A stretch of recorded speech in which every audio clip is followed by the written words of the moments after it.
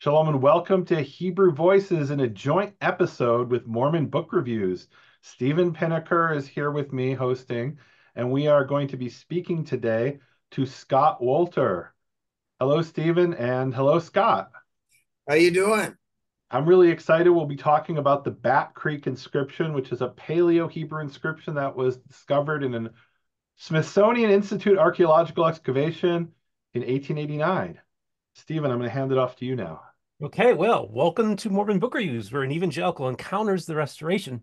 I'm your host, Stephen Pynakker, and I'm honored and privileged to do this joint collaboration with Nehemia. By the way, Nehemia, it's Pynakker, so I'm not calling you Pynakker. Nehemiah anymore. Okay. It's I don't mind you Pynakker. calling me Nehemia, Nehemiah. Just don't call me Baldy. That's very sensitive.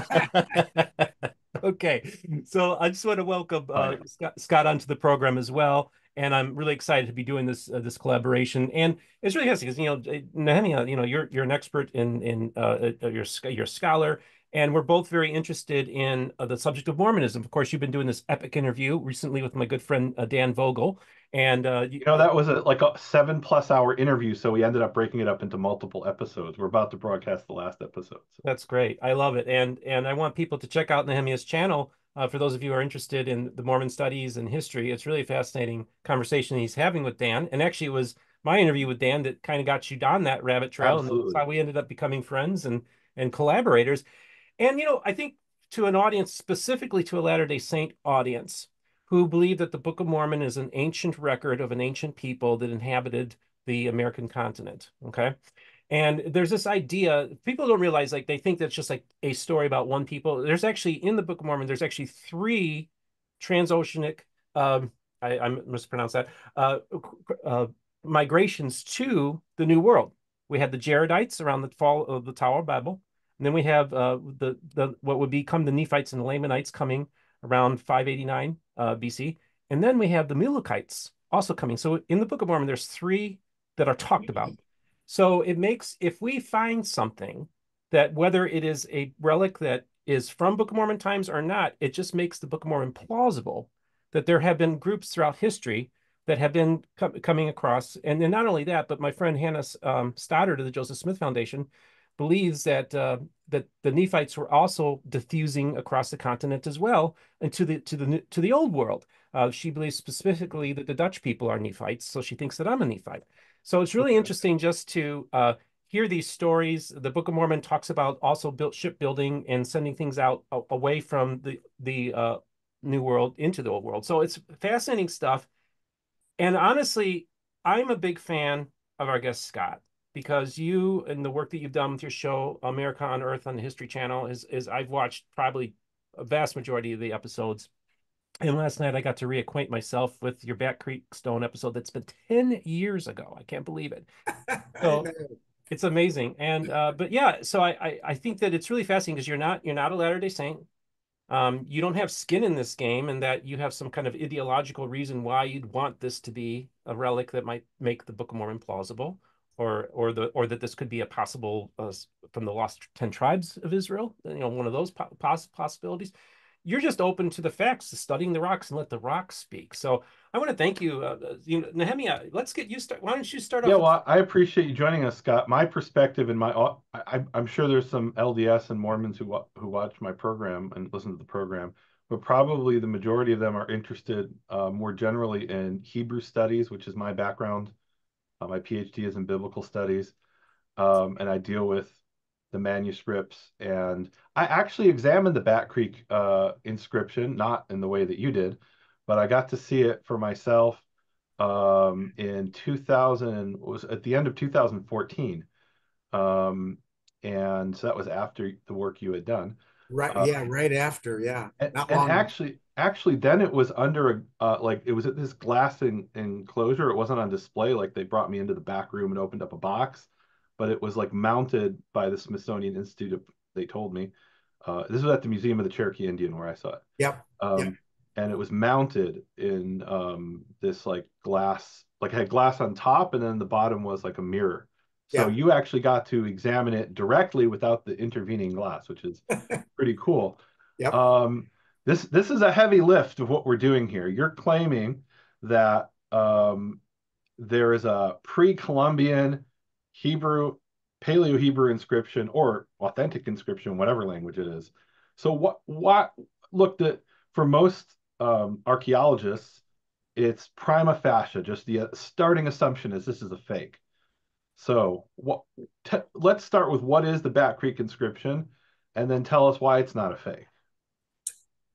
Well, I sent you guys a PowerPoint, or excuse me, a PDF of a PowerPoint that I put together and presented actually at a Masonic Red Room presentation several years ago. It was 2018, and I just went through it again, and it brought back all these interesting memories about that work. But when I was doing America Unearthed, one of the things we were trying to do is find these different out of place artifacts and sites that we could investigate in a scientific manner and let the chips fall where they may. And the Bat Creek stone was one that came up fairly early, and I remember reading about it. And I actually have a list of the Smithsonian reports that going all the way back to the late 1800s. And in the 1894 volume is the Bat Creek report. And it's really interesting because when you read it from the standpoint of an archaeological context, we're talking about something that was discovered by a professional, an agent with the Smithsonian Institution, who they had no reason to question the veracity of this dig, certainly not at the time. And what was interesting is when you study the history of it, it wasn't until the 1960s when a Chicago patent attorney, a woman by the name of Henrietta Mertz, took interest in the Bat Creek stone. And she went to the Smithsonian, she studied it. She actually turned it around because in the 1894 publication, it's displayed upside down if you want to read it as Paleo Hebrew. And correct me or jump in if I make a mistake, because I'm certainly not an expert on Hebrew or Paleo Hebrew, but this is my understanding. So when she turned it around, apparently she thought she recognized what she thought were Phoenician characters. And then it was brought to the attention of Cyrus Gordon, who was a Semitic scholar, supposedly the top Semitic scholar around the time of 1970-71. And he published a report that said it wasn't Paleo-Cherokee is what they originally thought, that it was actually Paleo-Hebrew. And of course, this caused a huge controversy. And what I find so interesting and disappointing, and I've experienced this many times, is academics that immediately upon realizing something doesn't fit the accepted narrative, that nobody in the old world was here before Chris, right? Columbus in 1492, it has to be fake. And so the immediate reaction by academia and the Smithsonian was the Bat Creek stone was a fake. And they went a step further, and I think they really stepped in it when they made the accusation that John Emmert, who had already been dead for who knows how long, was the perpetrator. And as I began to understand the history of this artifact, it became more and more interesting. And I felt compelled that I wanted to get to the bottom of this story. And so I dug in, and I didn't just do it on America Unearthed. I actually did it before we did that episode in real life. And let me tell you, it was a journey to say the least, because the Smithsonian Institute did everything they could to try to keep me from doing my examination. Because you got to remember, I'm the guy that validated the Kensington runestone. So they came up with all kinds of names for me. But this is their technique. This is what they do. If they can't attack the evidence, they attack the person, right? So, this is just one more example of academia trying to distort, the real history of what happened here. And the Bat Creek stone, in my opinion, is one of the Mount Rushmore of artifacts of pre-Columbian contact in North America. I'm not sure where you want to go at this point, but let me ask you a couple follow-up questions of what you just said. So, all right. So you talked about how the academics are, or let's say mainstream archaeologists. I hope that's not an offensive term, mainstream archaeologists. That's what they would consider themselves for sure. Well, maybe let's even go back further than that. What is your background to study this artifact? Because Okay. basically the way you're presented, if I'm understanding you and from what I've read, is you're kind of you're presented as someone who doesn't have the credentials to study this, and you're obviously not part of mainstream archaeology, by their definition of it. I think they call you a cult archaeologist or something like that. You quote Oh, that. I that's didn't one see of that. many names. Okay. Well, Okay. What is that? I don't even know what that means, but basically that's an ad hominem attack. I'm interested in the evidence, not but yeah. what are your qualifications? Okay. Well, let me just tell you my background. Um, I founded a laboratory in 1990 called American Petrographic Services, which is a sister company to American Engineering and Testing. And that's when we started our operations. And basically, what I do is in our laboratory, we do material forensics, essentially autopsies, if you will, on concrete and rock. And so the bulk of our business is looking at problematic concrete. If you place a slab and it cracks, or it has low strength, or the top peels off, or there's some type of catastrophic failure, they will take samples of the concrete, send it to us in our lab. We will perform the autopsy, if you will. It's called a petrographic analysis. And we will diagnose what caused the problem. And of course, at that point, they want to know who's responsible, right? Who's going to pay? So we get involved in a lot of litigation, and I've testified as an expert witness many times. But I work in the professional field. I am a licensed geologist. And so, it's interesting because when we start talking about the academic world, they come after me like I'm some type of donkey that has no qualifications for looking at these things. I'm a geologist, okay? I was formally trained in the scientific method. And I have to tell you, one of the things that I've concluded after all of this is that the people that are accusing me of not understanding scientific method are the ones that are the soft scientists, right? The social scientists, which includes archaeology, anthropology, history, language, runes, dialect, grammar. These are not hard science fields. And so when I look at the work that has been done on these various artifacts by these academics in the past, it's terrible. It's not scientific. And, basically, in my view, and I'm being a little bit hard on them, but essentially, this is what I see in academia that I've worked with, is they basically reach truth by consensus. In other words, they sit around and talk about it until they all agree. Now, there may or may not be good, hard scientific, factual evidence to support the conclusion that they've drawn, but in some cases there is, but in many cases there isn't. The Back Creek Stone is a good example of one that isn't, from the standpoint of the conclusion they reached that it's not authentic.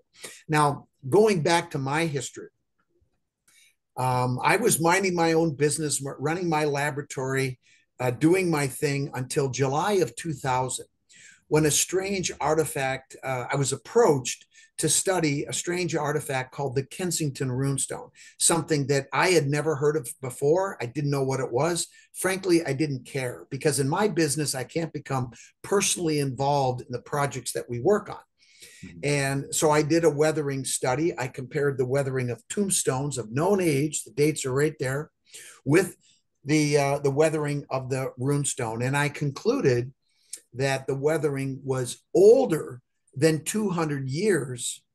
And that was from the date it was pulled out of the ground, because it hasn't been in a weathering environment since. And that was 1898. So you go back 200 years from that standpoint, the claim of a late 19th century hoax is impossible. So what else do you have? There's only one thing left. It must be genuine. And that's what I wrote in my report. I published it, and I thought, well, good for them. They got one. And I was ready to move on and continue on with my life. But then the backlash came, and it was hard. It was brutal, and it was personal. And I just sort of went, wait a minute, people, let's take a time out here. I said, look, I'm a human being. I make mistakes. Point out where I screwed up in my report and I'll fix it. I didn't screw up in my report. They just didn't like the results. Well, tough hop. Sometimes life doesn't go your way. And it was confusing at first. And then it got personal. And then I got pissed. And so what I decided was I was going to try to get to the bottom of this. Why is it that these people, these academics that you would think would be thrilled to have this incredible artifact that I now know everything about? It's 24 years later, of course. But at the time, I'm like, what is it that bothers them so much? Why are they so adamantly against it? So what I decided to do was to dig deeper and look into the questions of who carved it, where did they come from, and why did they come here to North America, to the center of the continent, and place this long inscription carved in Scandinavian runes? And so what I did was I trusted the rock. I trust rocks. I don't trust some people. And I knew that if the rock told me it was authentic, then everything in that inscription must be consistent with the 14th century because it's dated 1362. So starting in 2003 through 2005, I took 5 trips to Scandinavia, looking at the runes, the dialect, the grammar, the dating, and I found everything. So, And of course, let me back up. Where's I don't know anything about the Kensington Runestone. Oh, okay, all right. Come on, come on. Where was that? No, it didn't instantly. My background is biblical studies and ancient Hebrew manuscripts. Okay, where well, was the Kensington Runestone found? And you're saying it's from the 14th century? Well, it was found in central Minnesota by a Swedish immigrant farmer who was clearing trees in preparation for farming, and there it is. Yep, and it was pulled out of the ground. It was tightly wrapped in the roots of a tree. When they tipped the tree down, the stone was pulled out of the ground. And they've been trying to figure out what this thing is ever since. Now, I don't want to jump ahead and get into the details of right now. Let's focus on the Hebrew stuff if we can. Yeah. Well, the reason it's important is because it dovetails with the Hebrew history of North America, because the people that carved the Kensington runestone were the ideological and biological descendants of the Knights Templar. And so the Knights Templar. Yeah. And I'm not kidding. And just in the interest of full disclosure, I am a Freemason. I am also a Knights Templar. I'm a member of 3 different orders. Some are Masonic, some are not Masonic. Is that what that ring is on your hand? Is that something to do with that? Yeah. What is that ring? I've never seen that. Is just this is just a cheap ring of the one version of the Templar cross. We have different versions that appear at different times throughout history, and I'm not going to get into all those details. So I know very little about the Freemasons or Knights Templar, and we probably don't want to go into that too much, but is part of their ideology, or one of those groups' ideology, that there was pre-Columbian contact with the New World? Is that? Absolutely. Okay.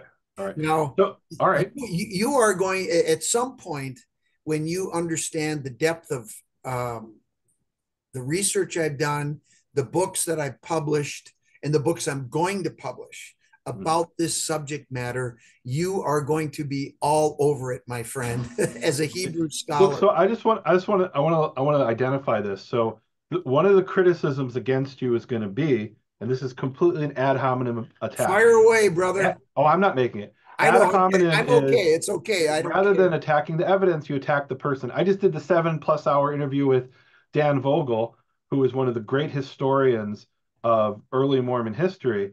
And he's accused by particularly Mormon apologists, not so much Mormon scholars, that, well, you just saying that because you're not a Mormon. Okay, well, and his point is, I looked at the evidence. I just want to know what happened, and this is what I found, right? Yeah. So the ad hominem attack, guys, look it up, is considered a logical fallacy. It's a way of not dealing with the evidence. So I just want to put that out there, because the attack is going to be, well, of course he says that he is a Freemason or a Knights Templar or whatever. Which one of those groups believes in the Colombian context? Is that both groups? Because I literally know Well, first of all, let me very put this little into about them. context. I did not become a Freemason until November of 2015. I Oh, wasn't knighted in the first order that I was in until May of 2016. I joined the Freemasons. I became a Freemason. I was initiated into Templarism because of the research, because of what I I see. found. Okay. That was, and so I did that because I wanted to learn more. I wanted to become initiated and understand, um, allegory, symbolism, and code, because that's what was turning up in the research, and I wanted to further understand it. And it was the best thing I could have ever done, because it added additional context to to a lot of the stuff that I already knew, and really opened doors to new avenues of knowledge and understanding that I didn't even know were there. So So this is a really important thing I want to emphasize, because what you just said is that you became a Freemason as a result of this research. Not, oh, I believe this because I'm a Freemason. Let's go prove my pre-existing preconceptions. exactly. And now, in the terms of the Book of Mormon, you're part of a secret combination. Am I right about that, Stephen? Well, Yeah, let's put it this way. Certainly, yeah, You possibly. know, I don't know how far we want to get into so the let's focus on the Hebrew Mormon stuff. So history, but Kensington Runestone, the academics said it couldn't be real, and you're saying it is because of weathering. Can we pull up your PowerPoint that you sent us on, and maybe you can go through that? in the Back Creek. Yeah, in Bat Creek, because Bat Creek's what I'm interested in. Yeah. You have Okay. this Well, I Paleo have it. Hebrew inscription Wait. that was found. First off, let me Okay. share the screen. I'll hit that. And, Um, maybe you'll say this, but I want to, from my perspective, say it. So there's a lot of Hebrew inscriptions that were found in America, but they're all pretty much surface finds, or they were, dug up by someone who wasn't an archaeologist. Bat Creek is the one that actually came from an archaeological excavation. So Correct. if it's not authentic, that's because it's an intentional hoax by somebody who was working for the Smithsonian Institute. Yeah. Well, and it's funny, if you go on my blog, this is going back to the time that we did this work, and I put out a blog after the episode. The Smithsonian, for the one and only time, actually went on my blog and made a statement about the Back Creek Stone, and saying that it was a fake. And John Emmert, the guy that did the Smithsonian Institution agent that conducted the dig, was the one that perpetrated it. Now, this might be a little bit early to go into that, but I don't think people quite understand. So I'm not sure how you want to go through this, but if Well, you I'll turn it over to, actually, if you could click that little X where it says try it now, so we don't have to advertise for Adobe. let's see, And where is it? there's a little X there in the upper right, not the main X, but the second X go down a little bit and to your right. I believe it's your right. A little bit more down to your right where it says Oh, try it now. you guys, I got to move you over here. You're covering Oh, things up. okay. Okay, that X right there. Yeah, click that. And is there a full screen button on this version of Adobe? Do you know about that? Let's Oh, see. this is fine. All Uh, right. So I'm going to turn this over to you, and you tell, because you've got here. Look, guys, this is really valuable. You could say this whole thing is a hoax and it's a fake, or whatever you want to say, but here we have the man who's, I think, making the strongest claim for authenticity, is willing to spend time with us and present his best evidence. So this is like, I've read a bunch of articles on this, and I could see from your PowerPoint there's stuff that isn't in those articles. So in Judaism, we say there's the written law and the oral law. You're about to share the oral law with us. So I'm okay. excited I'm going to let you talk. All I'll right. probably Okay. jump in because I'm Israeli and I'll that's what we take, do. But go ahead. pardon me. I'll take you through this, and I'll try to keep it short. But Don't um, keep it short. Give us all the details. That's what we okay. want. All right. Well, you asked, you got it, brother. So when you look at this inscription, and before I get started, I want to ask you a question. Being a Hebrew scholar, is this Paleo Hebrew? What is this text? Obviously, it's Paleo Hebrew. And Okay. now look, now Mertz, I think it was Mertz, who said it was Henrietta Phoenician. Mertz. Yeah. The difference between Phoenician and Paleo Hebrew, that's what, doctors call differential diagnosis, right? Okay. All Right. right. Like in this case, you would have to say, according to Cyrus Gordon, who is the great scholar of Ugaritic, but that includes Semitic languages. What makes this Hebrew and not Phoenician is the mater lectionis, which is basically a letter that functions as a vowel vav in the inscription. Now, I'm not saying whether it's real or whether it's fake, but whether it's real Phoenician or fake Phoenician or real Hebrew, real fake Hebrew, it's clearly Paleo Hebrew and not Phoenician based on the mater lectionis. So, Okay. and that's a pretty definitive argument, I think, that he brings. So yes, it's Paleo Hebrew. Whether it's authentic Paleo Hebrew, that's a separate question. But and that Well, maybe is more, not maybe, that's more of that's an archaeological question. yeah. Um, Now we'll talk about the archaeology here in a second, but I just want to come out and state categorically this is an ancient inscription. Exactly how old it is, we'll talk about that too. But okay. this is not a fake. This is not modern. This is old. So you can take that for what you will. Okay, now just to give you an idea, this is a drawing that was done by John Emmert in 1889 of the third mound number 3 of the Back Creek complex that was found on the oh God, I can't remember the river name, but it was I've been to the site. It's actually It's the Little underwater now. Tennessee River, and I know Little that Tennessee. That's right. That's right. Little from Tennessee. reading other people's stuff. I've never been there. Yeah, well, no, I have been there, and it's underwater now, but you can get pretty close to where it was. They backed up the Little Tennessee with a reservoir, and so this is now underwater. But this is what he found. There were 7 bodies that were aligned with the heads to, or let's see, 1, 2, 3, 4, yeah, 7, with their heads to the north. And then in the southwest quadrant, we had 2 more bodies, one with the head to the north, and the 9th body, or in this case, the first body with its heads to the south. Now, I have read some things in the past about the Essenic tradition. Are you familiar with the Essene? You must I be. am, yes. Okay. Is it true that their tradition is they bury their dead with the heads to the south? That's a bit complicated because there are I don't want to go too much into this, but there are cemeteries adjacent to Qumran, which is the main site we have that we attribute to the Yep. Essenes, and it's not entirely certain which of those graves were from Essenic. Bedouin in, like, I don't know, the 12th century, let's say, or maybe more recently, and which were by the Essenes. So it's a bit complicated. So Okay.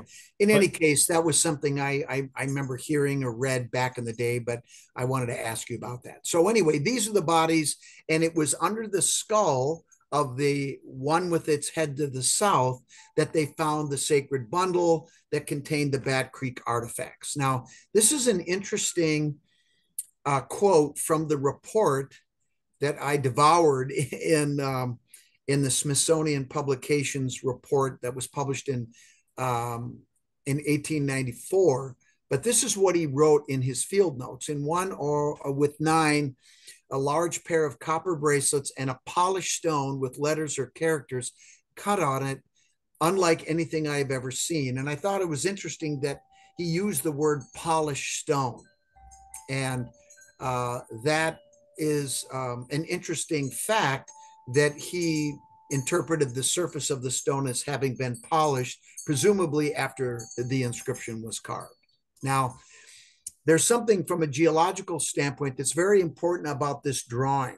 If you look in the lower right corner, right down here, you don't, let me see, where's my mouse? Right down here, this area, Yep. you don't see anything. Right. Now, this is a photograph that was taken and published in 1894. And Cyrus Thomas was in charge of the Bureau of Ethnology's reports. And you'll see that in that lower right quadrant, there is nothing there. Okay, that'll become important in a second.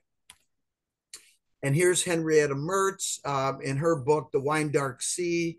You see that she has, her interpretation. When she flipped the stone around, she thought she saw some Phoenician characters. And then eventually it was brought to the attention of Cyrus Gordon, and he published in Argosy magazine that it was actually Paleo Hebrew.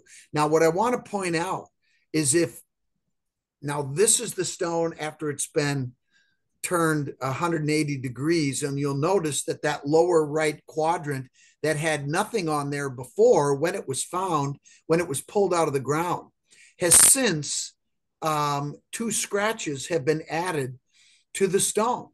Now, we don't know when this happened, but it had to have happened when it was in the custody of the Smithsonian Institution. So I'm going to put that on them. Okay. But somebody added these scratches sometime after the stone was found. Are you in agreement with that? Yes. It's not in the photo from 1894 or sometime between 1889 and 1894. So yeah, it seems to, and look, this happens, museums and libraries, damage happens. Yeah. So that's actually really important. By the way, guys, in my study of Hebrew manuscripts, this is huge because you may have a really bad grainy photo from the 1920s, and then you compare it to the manuscript today, and there might be, and I've seen this, where there's parts of the manuscript that are no longer there. And you think, oh, that's how it was preserved through the Middle Ages. No, that was lost in the last 100 years. Yeah, exactly. That definitely So happens. my interpretation of these scratches is they were test scratches, maybe just to see, what would it take to carve an inscription like this. It's a relatively soft rock.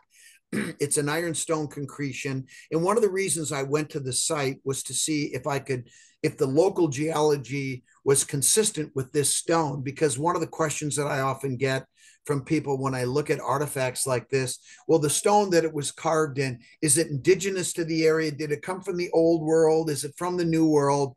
And in this particular case, these ironstone concretions in the sedimentary rock are quite common in the area of the Little Tennessee River where mound number 3 was. So presumably this stone was from the local area, and it may or may not be important, but it's a conclusion that I drew. Okay. Can you explain what, before you go back to that picture, what is an ironstone concretion? I know very little about geology. Well, basically, it's a sedimentary rock that is comprised of essentially sandstone or mudstone that contains iron oxide in it, iron. And what happens is, as it weathers in the ground, it will form a crust or a rind, if you will, a coating around the surface of the stone. Now, when we look at later photographs, this will make more sense to you. I'm just telling you now, the geology of the stone is the first thing that we need to do anytime we look at any stones, right? Because then you can get some idea of how it's going to weather, what's going to happen to that rock over geological time. And Scott, I just have a quick question. These other items that are in the photograph, yes, were I was these going to address those. Okay, like the bracelets, and these were also found with it. Is that correct? They were all found within the bundle. So by association, when you do carbon-14 dating on anything organic, which there is particles of wood, there's a bone all there that's between the 2 bracelets. Anytime you date something that is found together with something else, by association, whatever the age of that organic material is, the rest of the stuff is the same age. Does that make sense? Because it was all found together in the it actually doesn't really make sense to me, but that's a bigger issue, right? In other words, this is something that they'll do in prehistoric sites in particular, right? They'll take like a stalagmite and they'll do some sort of radiometric dating on that, and they'll say, well, the bones that were found next to it were, I don't know, 100,000 years old. No, that's different. That's a different context situation. No, for sure. What we have here is a burial that had a bundle that was placed under the skull, that was placed there at the time of the burial, unless you can prove there was intrusion and that it was added later, which John Emmert did not document. So I think we have to take it at face value that this bundle that contained all these artifacts were placed there at the time of burial. We have no reason to believe otherwise. So everything in that bundle was placed there at the same time. So no, but carbon-14 tells you when the tree died, right? Or when the bone died. Right. And we don't have to go too much into this, but well, no, you make a good point, because could it be that the artifacts that were found under that bundle are actually older than, or they could be from different periods? Let's just, I'm not saying I believe this, but let's say there could be, the piece of wood could have been 500 years old from when the bones died, whatever it was, I don't know. And then maybe the stone was 1,000 years old when the person died. It was a relic from, right, handed down father to son from his family, right?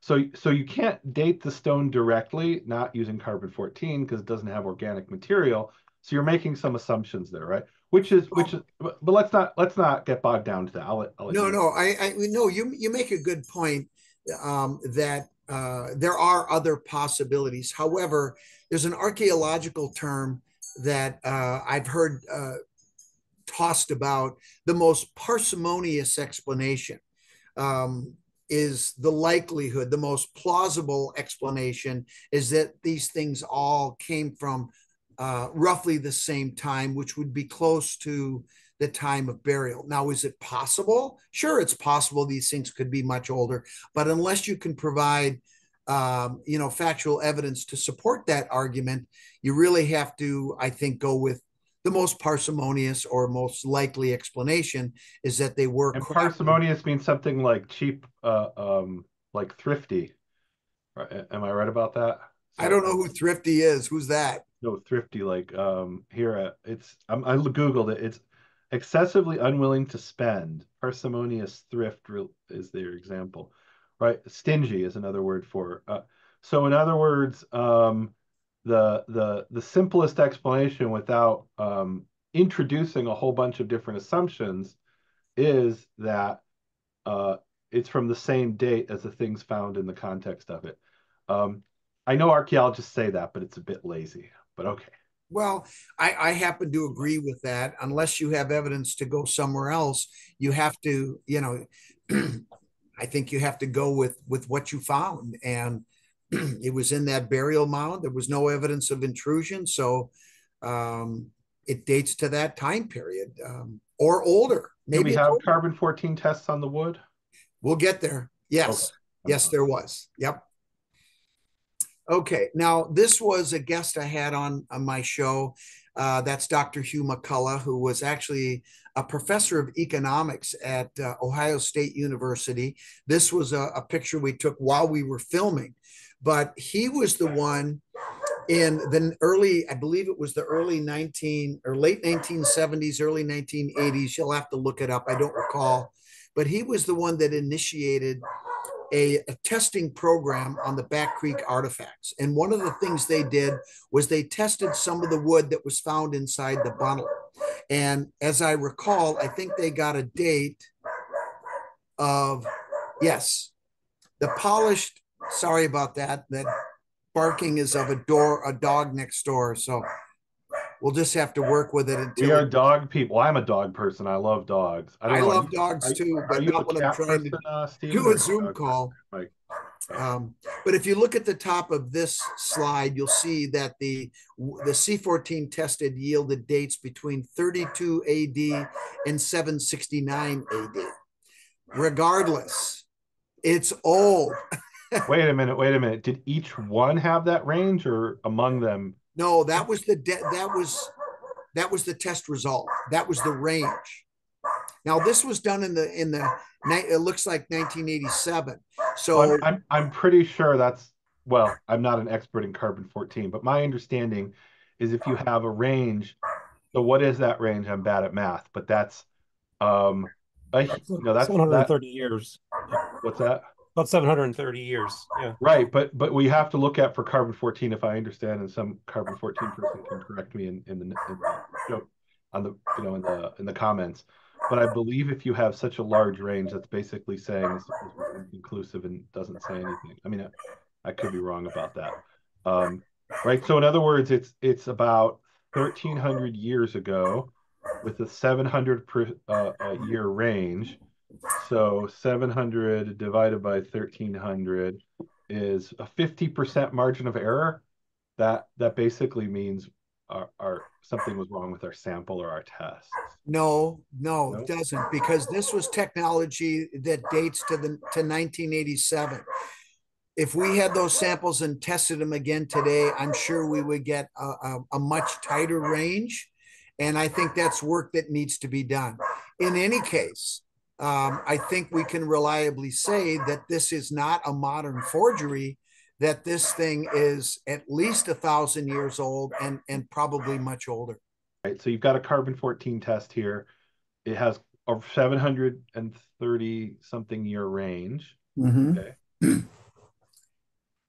Okay. And then, so anyway, again, by association, if the wood dates to that period, then all the other artifacts date to that period or older. So that would be the conclusion that I would draw.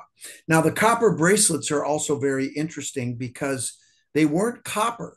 They were tested and they turned out to be brass. And if you look below, you can see the test data for the elemental composition of copper and zinc, which is what brass is primarily comprised of. And in this case, about little over 3% lead. But what's really interesting is if you look over on the far right, a first century Egyptian statue that was made out of brass has a very similar composition. So the suggestion is maybe this is old world brass works that was done here, presumably in the New World, or they were brass bracelets that were brought over from the old world. You can speculate all you want, but the presumption for a long time was that they were copper, and it turns out they're not copper. They have been metalwork. So there was actually a forge that was used to create this alloy of brass. And that begs some very interesting questions. Where did that come from? Native Americans were not believed to have understand metallurgy. So could it have been somebody that came from the old world? I mean, all these things are pointing to, an explanation that doesn't fit with what archaeologists are saying is Native American. So it's really interesting because from my understanding, and correct me if I'm wrong here, Scott, but my understanding is that they can't date like metals, but they can tell you their origin. Now, of course, there was copper mining going on in the Upper Peninsula of Michigan that we know that was ancient. Right. Do you know if they've done any tests that they've been able to find out or could we go and retest them to see if we can go with the origin of where these metals were mined? I think you can. Yeah. What you're talking about is trace element analysis, that you can actually fingerprint the site, the origin, if you will, of where that particular metal came from. And yes, you can do that with Upper Peninsula, Lake Superior region copper. And I live in Minnesota. I went to school in Duluth in northern Minnesota. I actually worked as a field geologist after I graduated in northern Minnesota. So I understand the copper deposits very well, and they're very extensive. And so, yes, they do contain trace element signature that is unique to the location. So, yeah, you can source these things. And nowadays we can do it pretty reliably. So I would look, there's all kinds of testing that should be done on these artifacts. And getting the Smithsonian to cooperate is the issue, but we'll get to that question here in a little bit. Are we ready to move on from this? No, I have a question about that. Yeah. So what Stephen is describing would only work if it's in other words, if you took some kind of ore and you made it into a bracelet without adding lead or adding zinc, then that would work. But if you took a copper, and if you added, and they didn't have zinc isolated until the 17th century, but they had zinc that was naturally occurring in different ores. So if this suggests otherwise. That what?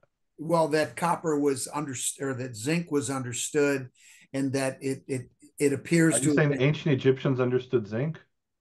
Well, what I'm saying. First century Egyptians. Hold on. What I'm saying is this data suggests that people did understand how to work with copper and zinc to make brass. Right, but you might have had some ore that you took from a mine in, let's say, first century Egypt, and you didn't know what the elements were because you didn't know that there were 92 naturally occurring elements. You knew that the ore from this particular mine had these properties, and the ore from a different mine had other properties, and maybe you were able to somehow refine it, but you weren't isolating zinc if I understand correctly, and isolating. You might have been isolating copper actually, but you didn't know that let's say the 69%, so 31% of the first century Egyptian statue, according to what you said here, is not copper. They didn't know what that 31% was. They knew though that there was this, they would call it we would call it a mineral, right? That had certain properties. And when you mix that with pure copper, you get, this result, right? So here's an important point. In the ancient world, there is no intentional bronze, or excuse me, brass. There's only bronze, which is where you took pure copper, and you'll correct me here. From my understanding is you took pure copper and you mixed it with pure tin. And if you ended up with brass, it was kind of by accident because they didn't know what zinc was. They knew what lead was for sure. So am I wrong about that? Let's just say I strongly disagree. Okay.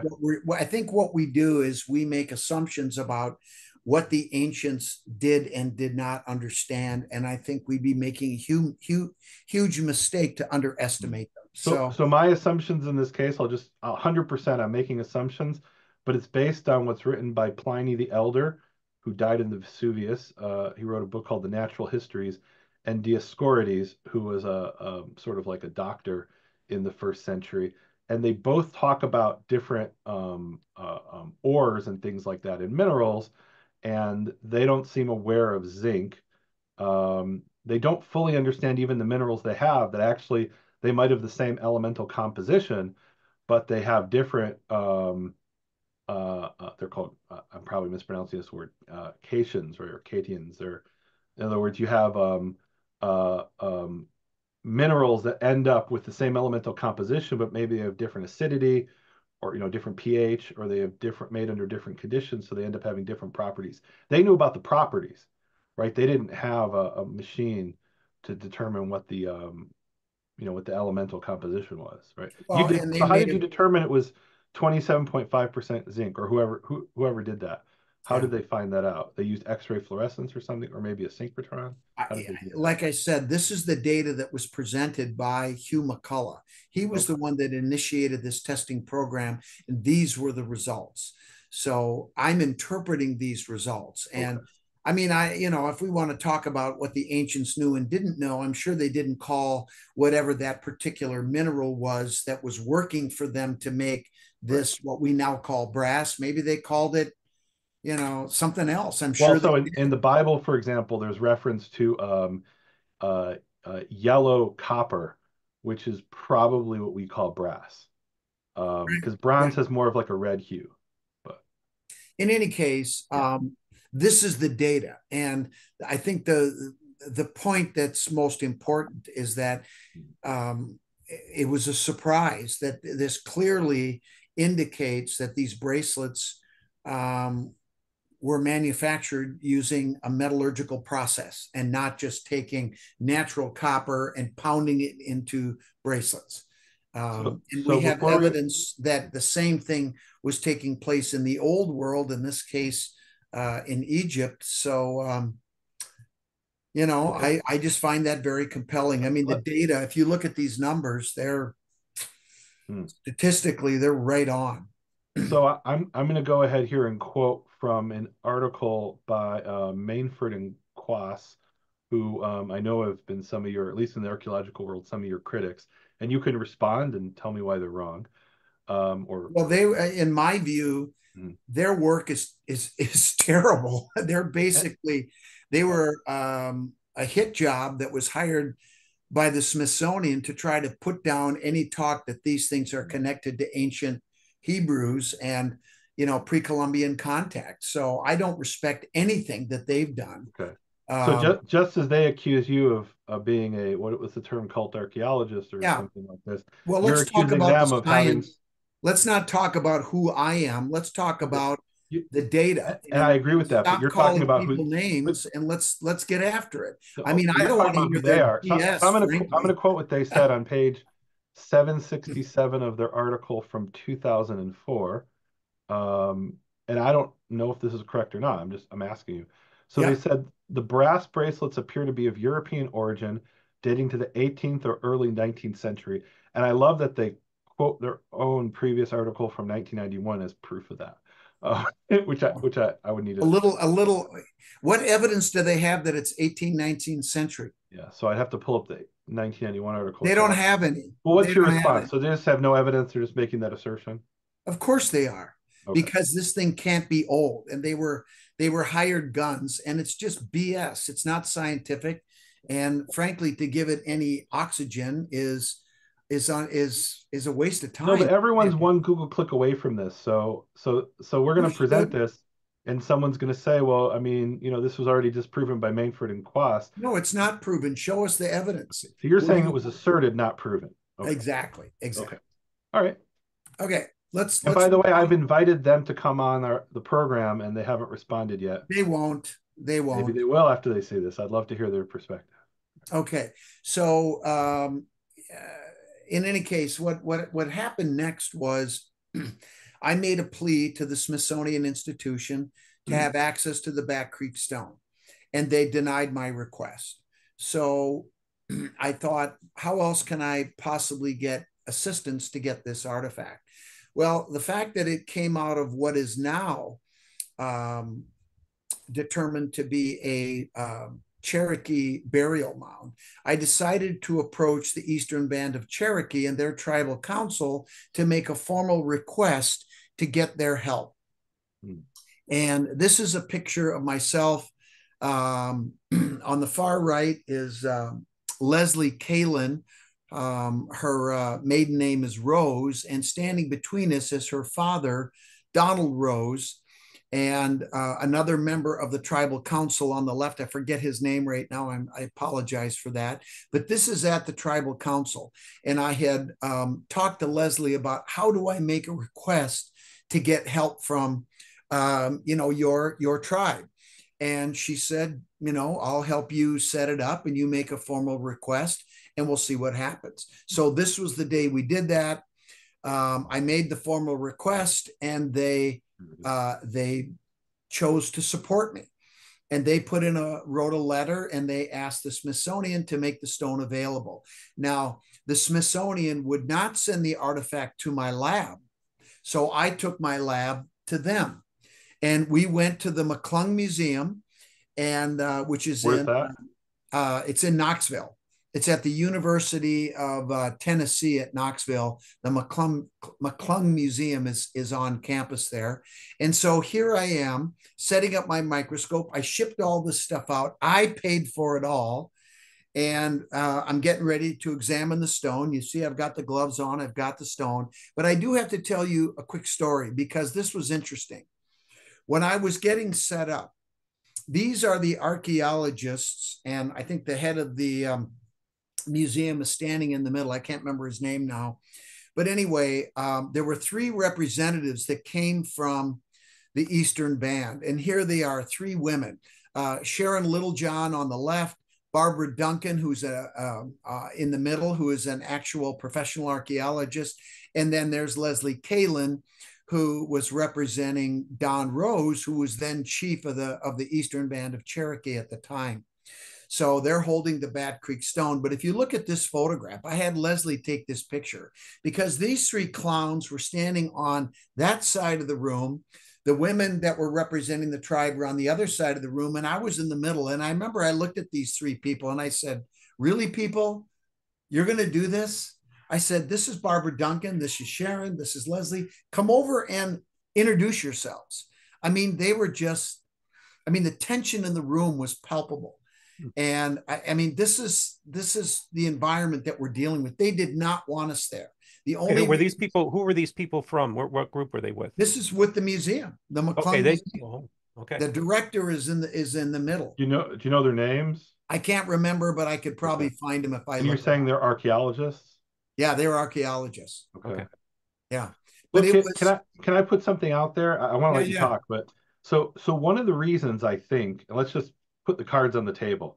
One of the reasons I think a lot of mainstream archaeologists are so opposed to this has to do with what's called the mound builder myth, which I'm sure you're aware of. It was this idea that and here it's interesting that the Cherokee are here. So the mound builder myth was this idea in the 19th century that, the Native Americans, what they called Indians back then, they weren't sophisticated enough to make all of these mounds east of the Mississippi. So there must have been this white race that the Native Americans wiped out, and they were the ones who built the mound. And then you have all these artifacts pop up, seemingly confirm that there were Europeans before Columbus came over, let's say before the Vikings, and that was brought as confirmation of the mound builder myth. But by the end of the 19th century, the mound builder myth had been completely rejected. Some would say discredited, but it was rejected by mainstream archaeology. And so I think maybe there's like I wonder if I'm thinking out loud here. I wonder if they're kind of protective of the Native Americans, thinking that there's like this racist undertone to the mound builder myth. And look, I'm not part of American archaeology. That's not where I come from. To me, I just like to know where there, right? Like nobody has a problem, I think, saying that there were Polynesians who made it to Chile, right? No, I don't think I don't know if it's correct or not, but it wouldn't be a controversial thing. But saying that the Europeans who made it to the New World before, let's say the Vikings for sure, right? Because Columbus wasn't the first. We have the site in Newfoundland that I can't pronounce, something Meadows. Lonzo So Meadows. yeah, exactly. The French name there, right? So there were people before Columbus, right? It was the Vikings and Vinland, whatever. But before that, right? So I think that I wonder if they're defensive to say, well, no, the mounds were built by the ancestors of the Native Americans. We don't need to introduce Europeans to explain them. Do you think there's something to that? Well, I think the whole notion that, the indigenous people were not sophisticated enough to create these complex mounds that have, connection to the heavens and as above, so below, all that, that's nonsense. Of course, they had the ability and the knowledge and the cosmology. I mean, there's no question about it. In fact, if you just give me 1 second, I'm going to show you a brand new book that was just published that deals with this exact subject matter. Hold on. This is great. Well, And I'm I'll really just bring enjoying up this. for people Cahokia Mound. I'm from Illinois originally. Oh yeah, Cahokia is an astounding work of engineering. yeah, And how do we know the Native Americans had the technology to do it? Because it's there. yeah, So yeah, obviously they were able to do it, right? It's a bit of a circular argument. I'll admit that. But yeah. No, and I think Okay. it's interesting because, yeah. Well, okay, Scott. So share the book. yeah, what's the Okay, book? so this book was published by a very good friend of mine who is also indigenous. He's also a Freemason, a Rosicrucian, a Knights Templar. We've talked about all of this, but anyway, it's called Rediscovering Turtle Island, and Oh, it's I think. written by Brother Taylor Keene, who Okay. is Cherokee and Omaha. And basically, what he talks about in here is First People's account of the sacred geography of America and how, yes, the indigenous people constructed the mound. They were the mound building culture. And what's interesting is that he talks about how the mounds that we find in North America and indeed around the world actually reflect what's happening in the heavens. So when you go to one site, you see all this interconnectedness that's happening within the mounds and structures that were constructed there, but they are just one part of a much bigger puzzle or matrix, if you will, that is on Earth, that they're all connected across the continents. And it's really an interesting take. And let me tell you, this guy is one sharp dude. He's a very well. He's an academic. He's a PhD, and he's a really good guy. So this just came out here in the last month, and I was asked to write a blurb in here, and I did that. So Okay, well, it's a on my good website, nehemiaswalk.com, we'll post a link to that where people can find yeah. the book. Yeah, we'll have a link in the Rediscovering Turtle description. Island. Okay. Yeah, beautiful. So here you are back in, is this 2010 from your report, I Yep. believe? And you're So anyway, examining, let's keep what's going. that piece of equipment there? That's just an optical reflected light microscope. We have magnifications up to about oh, I'd say 150x, but we're looking at the artifact. We don't need to go into that high of magnification for the observations that I was making at that particular point. And just to give you some idea, guys, when we do these analyses, we start by looking at the large scale features of these objects and we work small. In other words, we start at low magnification, we document, the dimensions, the weight, the physical features that are present on the stone, and then we start to work small.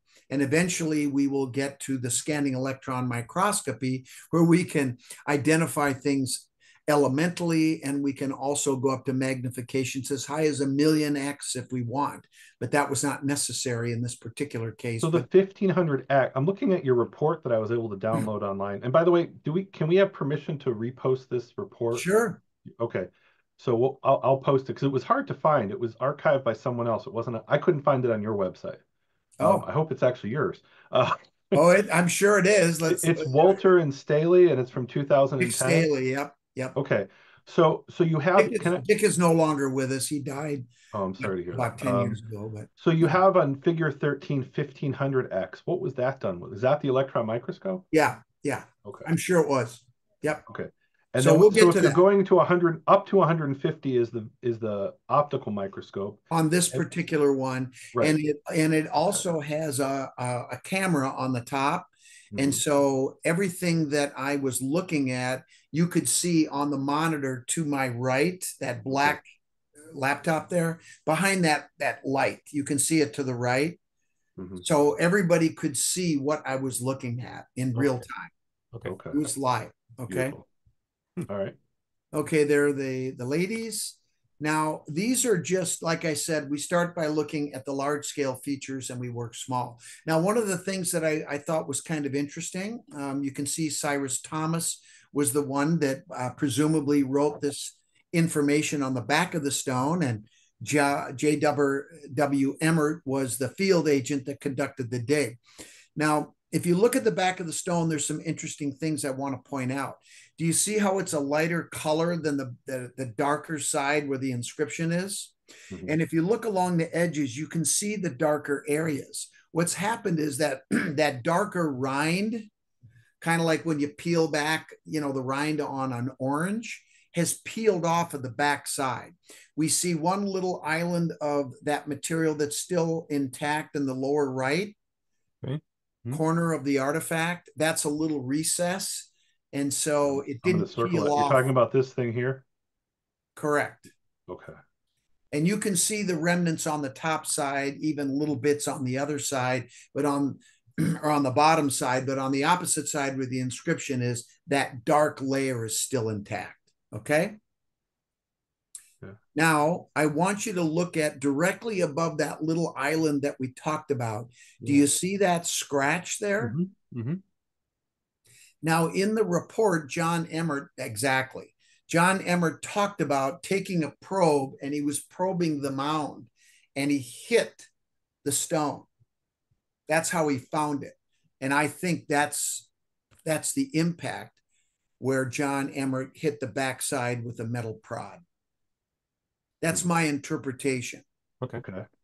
And it's a fresh scratch. Okay.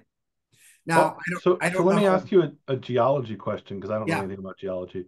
So what's your explanation of why the rind is on the other side and only a little bit here, but mostly this is rind free? What is I read that in your report. I don't know that I understood it. Yeah, well, we don't know exactly why, but there were at some point in this rock's history, probably after it came out of the ground, maybe it weathered out and it was found laying on the ground, but there were some conditions, water, freezing, who knows, that caused this side to spall off and the other side didn't, and we'll just never know. But it was likely, it could have, maybe it was done by the person that found the stone. I don't think so. I don't see any evidence of tool marks. I think it was a natural process, but we just don't know it. You don't mean Emmert, you mean the ancient Native American who found it on the ground and wrote the inscription. Right. Yeah, whoever it was that inscribed the inscription. So in other words, they picked up a stone off the ground and already had that rind removed on the More back. than likely. More than likely. Yeah. Okay. Okay. Yeah. And All right. just to clarify too, we don't have any pictures of the back side of this from the 1890s, Scott. That's a good question. I'd have to go back and look at the. I don't think so. I think the only one that we have in the Smithsonian reports, and you can look this up. It's volume. I forget what the volume number is, but it was published in 1894. Okay. Yeah, Yeah. and guys, you can actually download it. It's really cool. I downloaded it. You can find these online, the Smithsonian reports. Oh, okay. It's volume 12 of Okay. the That sounds Smithsonian, right. and you can see it for yourself. And they have there that black and white photo that you referenced. Yeah. I don't know if they have one on the backside though. Right. No, well, and it's on page 394, figure 273, and that's Okay. only the front side. Are there And any others of the backside? I don't remember. not in this volume. Okay. So, and what you did actually, I want to give you credit here because, the mainstream archaeologists are, saying you didn't do serious work, but you actually went and found the field notes at the Smithsonian. That's actually, I think, very commendable, right? In other words, when it was published in 1894, that was the result of taking a bunch of raw data and putting it into what can we actually put in the printed form, right? Can't put everything. So you found the actual field notes written by Yes. Emmert, am I right? So Well, I've read the report. I have a copy, an original copy of the 1894 volume. In fact, I have all the volumes. I bought a whole set of the Smithsonian no, but report. the field report was the handwritten report No, from these are the February field notes. 1889. Yeah, the field notes from 1889 when he Right. did the actual dig. That's really important. If we're saying this is a fake and we're just basing it on what was published in 1894, well, we can go back before 1894 and see, okay, what were they saying in February of 1899 when it was first discovered, right? That might have changed over those 5 years. I think that's important original research that you did. Yeah. Well, I mean, I wanted to know everything I could about the dig itself, what he found, what his observations were to see if they were consistent with what I was seeing. And as it turns out, some of the things were not. Things were different. And Like those two lines on the front. like those two scratches, exactly. So I wanted to go back and look, I was doing work for the Cherokee. This is serious work. And I take all my work very seriously. And for people to accuse me of somehow being a schlocky dude, I was assigned to the Pentagon after 9/11. And I was tasked with overseeing the examination of 750 samples of concrete, of fire damaged concrete from the jet fuel fire after the plane hit the building. And a lot of times we find ourselves in our business going out talking to engineering firms, trying to get work in. I had been in business long enough and apparently had a reputation that was good enough that the federal government sought me out to work on what was the worst terrorist attack in the history of our country. So I like to think that they hired me because I knew somewhat what I was doing. And for people out there to make a claim that I don't know what I'm doing, show me the evidence. I think their claim is that well, I don't know what their claim is, but I can give you my impression is that when it comes to archaeology or what and this is meant as an insult, not by me, right? Oh yeah. But they would say that you're an autodidact, that you taught yourself and that you weren't formally trained in their institutions in archaeology. And look, there are things. Let's just be honest here. What if you were to go through the University of Tennessee and get like that place there, and you were to get a degree in archaeology, you would be told, and this is kind of oral law stuff. You would be told, there's a bunch of people who publish those things. Don't pay attention to them because they're wrong, and you would internalize that, and you would come out and say, these are the things that we consider legitimate. These are the things we consider not legitimate. Yeah. And you didn't have that indoctrination. And so they That's the key. can That's the word disregard right what you there. say. That's the word, indoctrination. Yeah. And no, I mean, this is funny. So here we are. We're talking about archaeology, right? Mm-hmm. They dig things up out of the ground, right? the ground is made up of weathered rock. Remember, I'm a geologist, right? Mm-hmm. They examine pottery, right? Pottery is fired clay. Clay is a rock, if you will, right? They study lithic artifacts. They study metallic artifacts like copper artifacts. Last I checked, they are rocks, okay? I'm a geologist. I know a little something about rocks, and I don't want to get into this game where I'm just as qualified as they are and everything else. Look, there are a lot of things about archaeology that I don't know, but I certainly understand the basic premise of archaeology and, you know, the various techniques and things that they do. It's not rocket science, okay? We're talking about a soft science discipline, okay? Let's be honest. It's a humanities discipline. And for them to make the accusation that I don't understand scientific method or that I'm not capable of understanding what they do, that's just BS, okay? And in fact, what I would love to see, because is this thing called collaboration. Because I guarantee you, if I was working with an archaeologist, there are some things that they deal with that I might be able to help them with. And there's absolutely some wonderful archaeologists out there that I have worked with that have helped me understand the archaeological aspects of certain things that I've looked at. I wrote a book, a 574-page book called The Kensington Runestone, Compelling New Evidence, with a linguist, with the runologist, Dr. Richard Nielsen.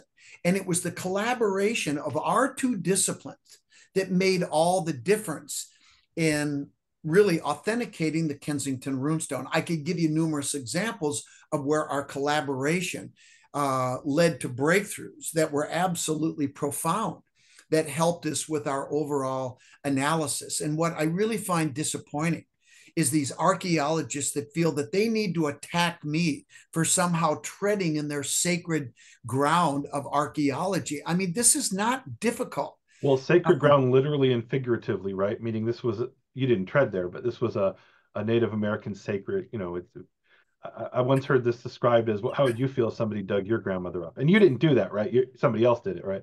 But yeah, but you get my point, right? No, for sure. I definitely hear what you're saying. So maybe this could be an invitation to any archaeologists out there who are watching this to contact Scott Wolter and do some interdisciplinary work with him. And maybe he'll come to the opposite conclusion if you can explain to him why he's wrong. Would you be open to that? Of course I would be open to that. But, you know, I have, and I'll tell you this right now. When it comes to the Kensington Runestone, I'm going to just give you a quick little diatribe here of something that may or You know may what? not. Why don't you exit out of the screen share while you said you're going to do diatribe. So let's just go to full screen so it's a little enhances the viewer's experience. All right, we're gonna. Oh, geez, I don't know if we want that, do we? Oh, it's okay. Yeah.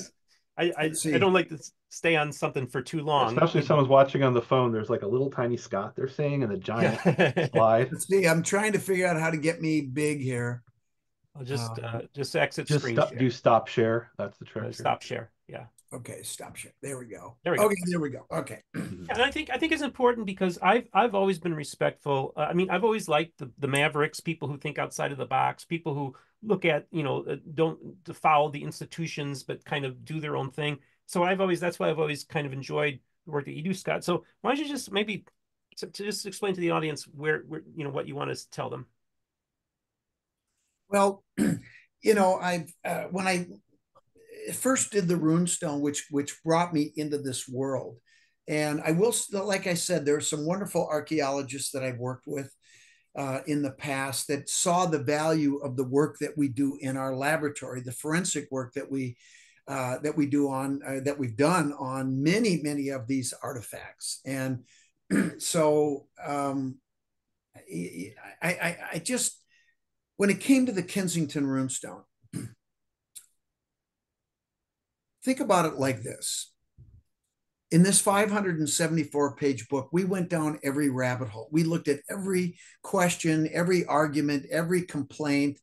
We looked at everything. And in the end, we were able to document voluminous quantity of facts in multiple disciplines, which include geology, late 19th century history, 14th century history, because the stone is dated 1362. We documented the runes, the dialect, the grammar, the dating, the history behind Olaf Ullman and his family, the discoverer, and of course the history of the Templars who carved it and left it as a land claim.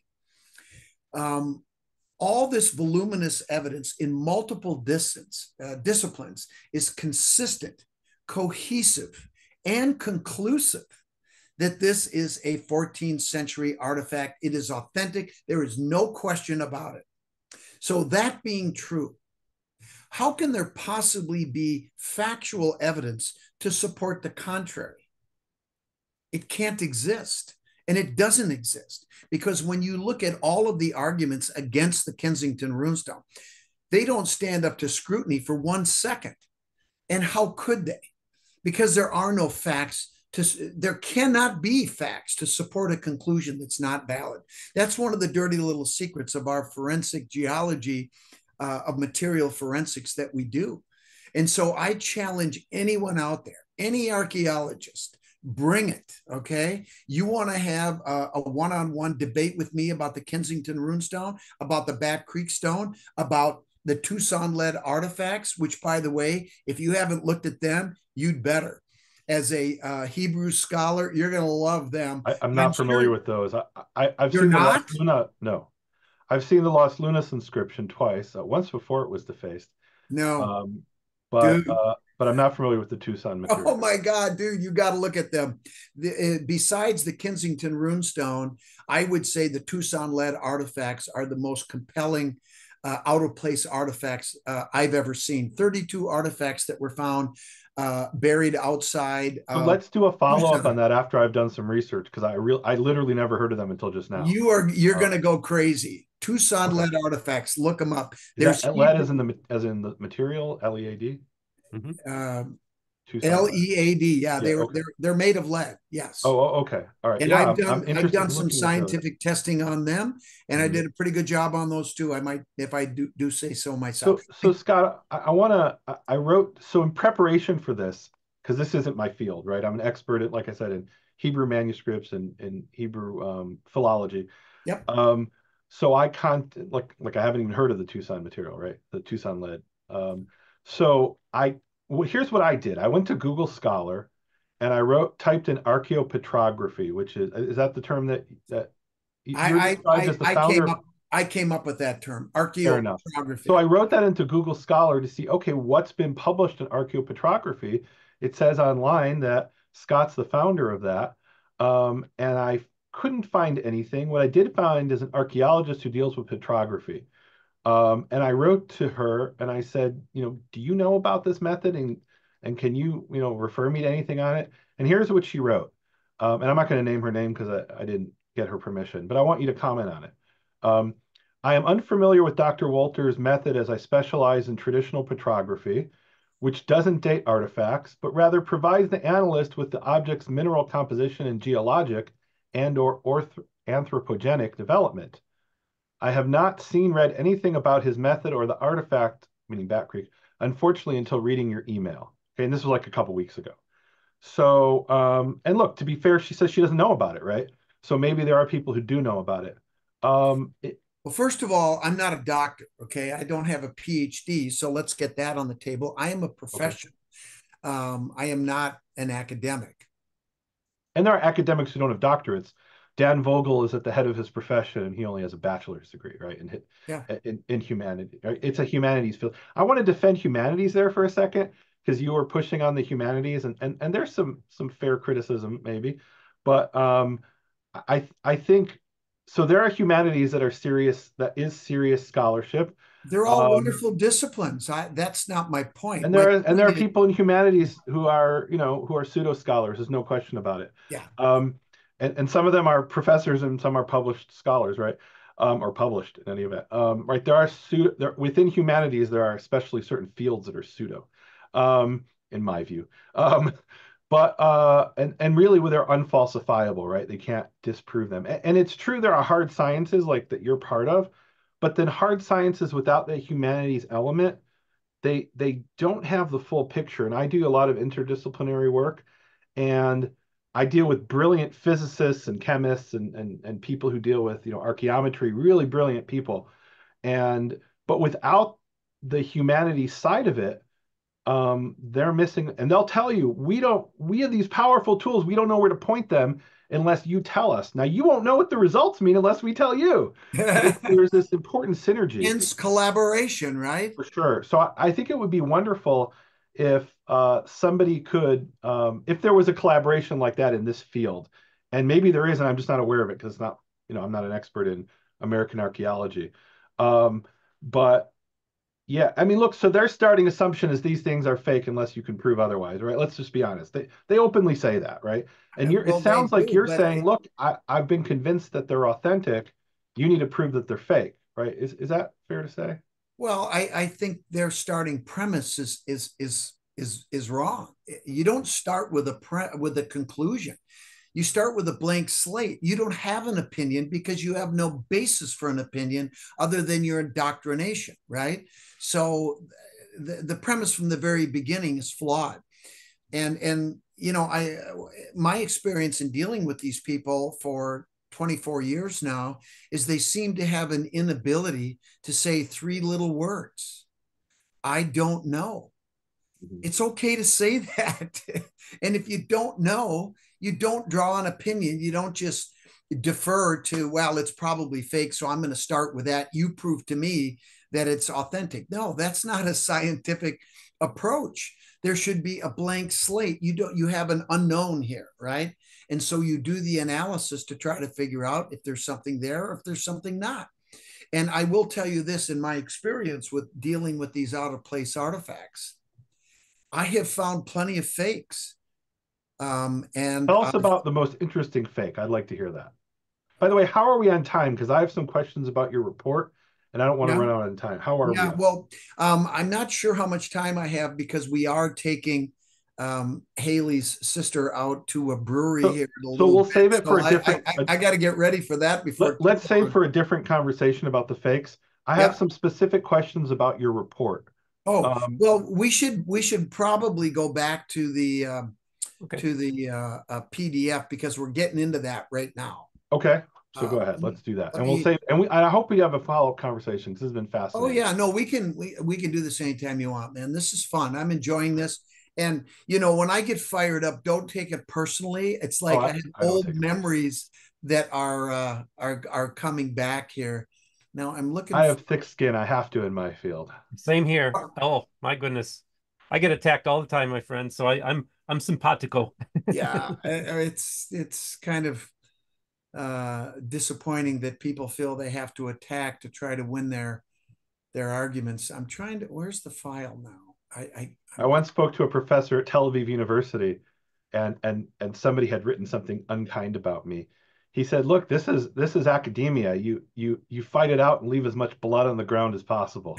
I'm like, wow, that's really sad. I don't want to be like that. Yeah, no, it's it doesn't need to be like that, but you have to understand something. I went to school on a football scholarship, and I was a linebacker, and if you want to go, let's go. The linebacker in me will never die. And so when people challenge me or attack me, bring it. And that's what inspired. So this is the metal prod. This is modern, according to your interpretation of it. Yep. Now let's go back here. Where the hell am I now? I'm hold on here. So here we have the Paleo Hebrew letter Vav. Okay. Now this is a close-up, and this is actually a scanning electron. No, this is reflected light here. This picture is of the two scratches. Okay. Now the yellow boxed area is blown up on the right, and you can see where we have clay that is, we busted through that brown rind that peeled off on the backside. And we are now into the center of the stone, which is clay in composition. It's an iron-rich clay, and you can see the little step fractures, and we can actually see the direction of the probe went from the bottom to the top. You follow me? What we're seeing here is two scratches on the front, and you call those numbers 11 and 12 in your report for people who want to Right. go check this. Yeah. And these were made sometime between 1894 and 1971. They're not in the 1894 photo, but they are in the 1971 photo. Okay. Correct. This is what a modern scratch looks like. That's your point here, I think, right? Yep. And we can even tell the direction of the scratch in this particular case was from bottom to top. Okay. Now, this is also an unweathered scratch because unless somebody at the Smithsonian put this thing outside for a while or buried it in the ground, I'm going to make the assumption that this thing has never been in a weathering environment from the time that scratch was made until I took these pictures. Are we okay with that? I mean, that could be correct. What is the orange rich clay here? You talk about the iron rich that in clay. your report. Yeah. What's that? That's the iron rich clay. That's the center of the stone. Or you say iron rich orange colored clay. Where's the orange? I don't. Well, to me that looks orange, those colors. Kind of yellowish orange. So, and then one of the points you'll make later is that this modern scratch after 1894 has the orange clay in it, but the original scratches of the Hebrew inscription doesn't. Is that right? Yes. Well, I mean, I think here's another presumption. When the original inscription was carved, what we're calling Paleo Hebrew for this discussion, but you're the expert. If it's something else, you could let us know. But for now, let's just refer to it as a Paleo Hebrew inscription. When that was carved, we're making the assumption that it would have looked something similar to this. There would have been clay that was in the groove like this that had those step fractures, and it would have looked a lot like this. I mean, so guys, pay attention. That's a very important statement that this is an assumption, and this is one of the key points of your argument, if I understand correctly. Yep. That this is what a modern scratch looks like, and the characters, let's call them that. The Hebrew inscription, what I call Paleo Hebrew, that doesn't have this orange clay in it. Okay. Well, let's before we go there, let's agree that when that inscription was done, the day it was done, according to the C14, at some point in the historical past, those grooves, after they were carved, just like these scratches, would have had that clay and the step fractures that we see. So I will say that I have no reason to think that. That is your assumption. You do state that this was made with a different tool than the other ones, that this tool was more pointy than the letters, which were made with a more rounded tool. So maybe that type of tool leaves different residue. I have no idea. I don't know. No, but I think it's important to identify what the assumptions are. In my opinion, the answer is no. It would have looked similar to this. It would have that. But this is the crux of the argument, I think, right? This is what I wanted to see from Mainford and Quass, and maybe they wrote it and I didn't see it, right? But this should have been what they were arguing. Well, Wolter and Staley make this assumption, and here's why that assumption is wrong. Now, I'm not a geologist. I have no idea if the assumption is right or wrong. I have no reason to think. Good luck with that argument. Okay. All right. And this is something you maybe something. My work has been peer reviewed by other geologists and by Dick Staley. So who's he was one of the top material scientists in the world at the time.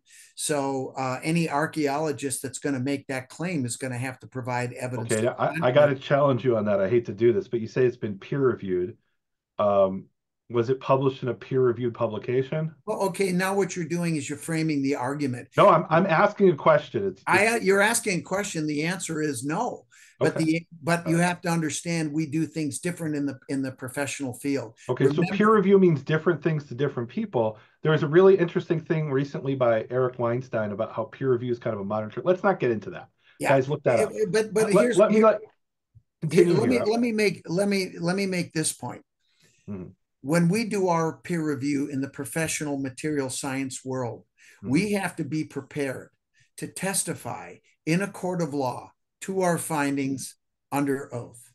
And that is an extremely high bar, especially when you're dealing with absolute prick attorneys that are doing anything and everything they can to undermine your findings. So it is an extremely high bar, in my opinion. And I would argue probably a higher bar than the opinion truth by consensus that we see in and the reality is areas there's of no academia. peer-reviewed journal that would publish this. We know that. So let's move on. Let's not get bogged down in that. Right? They wouldn't publish it because they probably wouldn't even send it for peer review. They would say, we know that this is pseudoscience, so we're not going to waste our time. That's what they would probably say. And I wouldn't even dignify that statement with a response. Well, I'm not saying that. I'm saying that's probably. I know, but I'm saying anybody that would say something like that to me is ignorant and wouldn't be worthy of taking the time to even try to explain it. I mean, it's just. So let's move on here because we're running out of time, and this is important. We got the orange clay there. Okay, so now what I'm doing is I'm looking at these modern scratches. The grooves of these modern scratches using scanning electron microscopy. And you can see those clay areas with the step fractures, and we're looking at them closer. You can see that material is in the bottom of that groove, right? Yes. I mean, now we're looking at one of the characters of the inscription that is older, came out of the burial mound. Now, if we take a close look, you can see that we see vertical scratches, parallel scratches that are consistent with the polishing that was mentioned by Emmert. You see this is, guys, those looking at the report, this is character number 6, which is the Lamed in the inscription. Okay. And you see those parallel scratches, correct, on the surface? Yeah. Okay. And my conclusion is that's consistent with Emmert's statement that he saw a polished stone. So this wasn't polished after it was pulled out of the ground. This is consistent with the state of the artifact when it was pulled out of the ground. Wait, I didn't follow that. How do we know that? What I'm saying is Emmert in his field notes said, and I made a comment in this in the early part of the presentation, that he called it a polished stone. Right. These scratches on the surface of the stone, next to the carved lamed, you called it, are consistent with his statement. So what that leads me to believe is that nobody has polished. This wasn't polished after it was found. It was already polished when it was pulled out of the ground based on Emmert's observation and these photos. So here again is another crux of the argument. If Emmert is the one who made it, or somebody on his behalf, and polished it, he would know that it was polished, and he would say that, or he could say that, right? Meaning, what's your response to that? How do we know Emmert didn't polish this, or somebody on his behalf? Well, I think, you get to the point where things are getting ridiculous, right? Really? Don't you want to give this field agent the benefit of the doubt unless you have reason to question him? No. Well, so here's the reason to question him. And I'm going to quote now Mainford and Quast bring this, and you can disagree with it. But there's a statement from Cyrus Thomas. And Cyrus Thomas was, of course, the boss of Emmert. And he makes this, it's in a book called Introduction to the Study of North American Archaeology, published in 1898. And he warns people about how there's a whole bunch of fakes out there, and you can't trust them. And he mentions specifically Hebrew.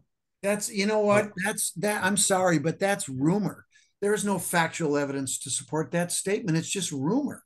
And it's designed to create doubt. And it has no place in the scientific discussion. Wait, doesn't Thomas say that, though? Are you saying it's not true he says that? I'm sure he did say that. I'm sure a lot of people did. But unless you have evidence to support the statement. So it's on page 24 of his book. He says, another fact, this is Cyrus Thomas writing in 1898. Another fact which should be borne in mind by the student is the danger of basing conclusions on abnormal objects. Do we agree this is an abnormal object? Maybe not. Okay. This is the thing. I'm not the one to ask. Okay. He says, or on one or two unusual types. And then he says, I'll jump ahead a little bit. He says, stones bearing inscriptions in Hebrew or other world characters have at last been banished from the list of prehistoric relics. Right. But you know what, Doc, I want to say in defense of this, he did not know at the time that was a Hebrew inscription.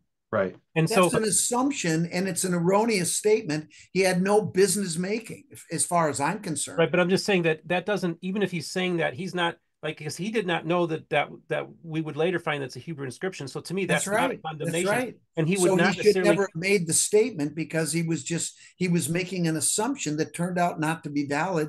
It's an erroneous statement he should never have made. but also he thought this was Cherokee. So it would not have been abnormal in his mind Right. because he would have thought it was something that was that Exactly. Well, no, Exactly. but if it's Paleo Cherokee, am I right that it's the only Paleo Cherokee inscription? well, There he is didn't know, no, they didn't have a written language. So no, there is no paleo, right. there is no No, but he paleo thought it was Hebrew Paleo or Cherokee, so that Cherokee language. his statement would apply to the stone because it's the only supposedly Paleo Cherokee inscription in existence. And he says if you have an unusual thing of one or two, you can't base conclusions on that, right? And I agree, he doesn't mention this specifically, but it sounds like he's alluding to this. I don't know. All right, I'll let you continue because Yeah. In any um, case, it's a statement he shouldn't have made. that might be. In my view, That might be. it's irrelevant, and it creates bias, No, and but you we're said dealing shouldn't we with that give bias Emmert? now. You said shouldn't we give Emmert the benefit of the doubt? And I'm saying, based on his boss, no, we shouldn't, right? Meaning, it could be a wrong statement he made, but the statement that he made in 1898 is that if you have some unique artifacts, you should ignore them because we keep digging in mounds and not finding this kind of thing. And the fact that you found a couple, supposedly, you shouldn't base conclusions on that. That's the introduction to North American archaeology I understand, but by Thomas. it's frankly it's a stupid statement. It doesn't make any Might be. sense. I Okay. mean, I don't have a lot of patience for some Okay. of these early statements that just have no basis in fact. It's just, Okay. But in any frankly, event, so one of your main contentions is we should trust Thomas, and obviously scholars are saying no, we shouldn't, meaning your opponents are saying no, we shouldn't. no, I'm not saying anything. I'm saying, look at the data and look at each artifact on a case by case basis. You don't make assumptions about a group Okay. of artifacts or Okay, but so what you're you. saying this is polished, and my question was, how do we know it wasn't polished by Thomas? And I think your response is because I mean, Thomas told us Emmert, it wasn't. Am I No, right? no, Emmert. Oh. Emmert. Or Emmert, sorry, Emmert. Yeah, Excuse me. all I'm E- saying, look, all I'm saying is that he made a comment that most people wouldn't have caught, I don't think, that he called it a polished stone. Mhm. And when I first looked at the artifact, holding it in my hand, I didn't notice that indeed it was polished until I saw these scratches, and then it reminded me of what he said. So, Okay. the polish was there when he found it and not something that was added later. And I just found it consistent with his statement. That's all. Right. So it was found in 1889. So the polish in February Was there around when he found it. right. And so maybe he did it or he found it February 15th, I believe, or thereabouts, 1889. Maybe it was done on January 31st. I don't know. And now if you have You have different no, evidence, you look, you have, you can't, I mean, you can sit there and ask questions all you want, but yeah, you also have that's to. my job to ask questions. Yeah, I know, but I mean, sometimes it gets to the point of being silly. Take the guy at face value. Now we'll talk about him at the end, okay? Okay. About who John Emmert was Yeah. and what happened there. Okay, so let's keep going. So now what we're doing is we're taking a closer look at the inscription, and what we don't see in any of the carved lines that are part of the Paleo Hebrew inscription is any of that silt. Mhm. It's gone.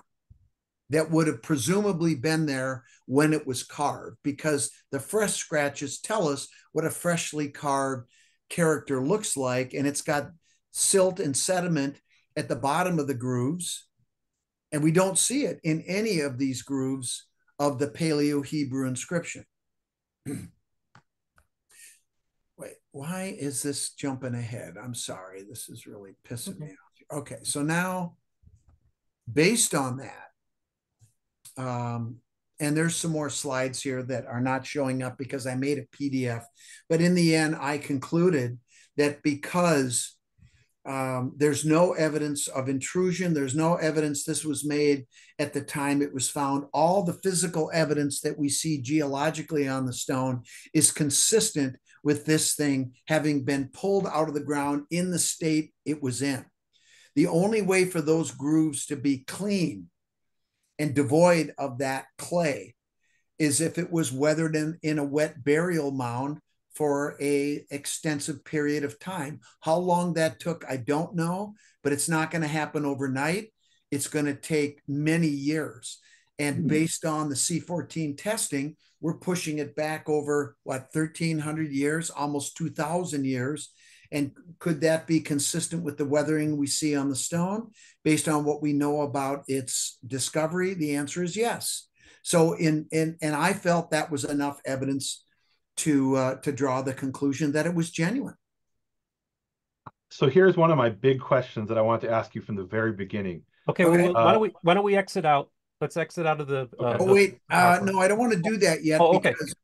Let me. How about this? Let me finish the presentation. Yeah, and then let's do that. Yep. So after that, when I wrote that report. You'll see it was to the Eastern Band of Cherokee, and when I presented the report, they got pissed off, and they said, "We want that stone back."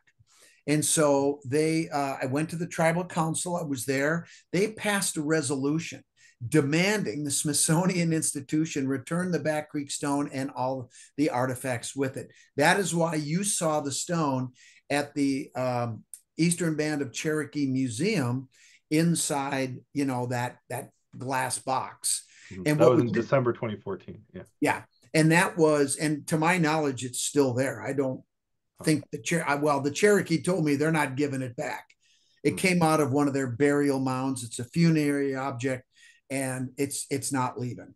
And I don't blame them. Screw the Smithsonian. They don't deserve it.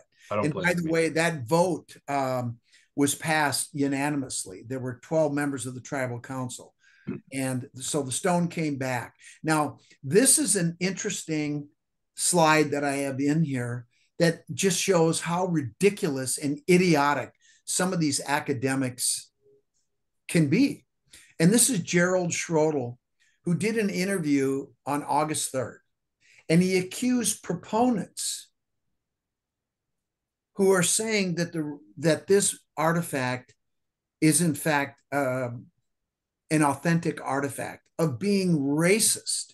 And the reason he calls people like me racist, and I've been called racist many times, and what I find ironic is that I have a very, very close relationship with many indigenous people, with multiple tribes, and they have backed me up in my research on the Kensington runestone and the Knights Templar being in North America 400 years before Christ, but that's another discussion. But they call me racist because I have the audacity to claim that these so-called out-of-place artifacts could not have been created by indigenous people. Well, good luck with the argument that the Kensington runestone, which is written in Old Swedish, is a Native American artifact, or the Bat Creek stone, or the Tucson lead artifacts, or the Spirit Pond runestones. There's a whole host of these artifacts that were not created by the natives. I've asked the natives. They said, "Are you kidding me? We don't do this stuff." But yet I'm a racist because I make the claim that there were Europeans that carved these and not indigenous people. Then he went on to say that Emmert could have pulled the stone from his pocket. Well, the geological evidence I just presented to you shows that that's impossible. And then he talks about the bones and the wood artifacts could have been placed there 2,000-year-old bones in a grave. Are you kidding me, Gerald? I mean, this isn't even anything to be taken seriously, but these are the kind of claims these people make just to hang on to that sacred paradigm. That it's just, to me, it's ridiculous. But in any case, so Leslie was the one who took offense to the Smithsonian Institution blaming John Emmert for placing this artifact, just like Gerald Schroedel just did. So what we did is we took a trip to the East Hill Cemetery in Bristol, Tennessee, where we found that John Emmert's name is listed on this monument in the park, but his grave is not marked. He's buried in an unmarked grave.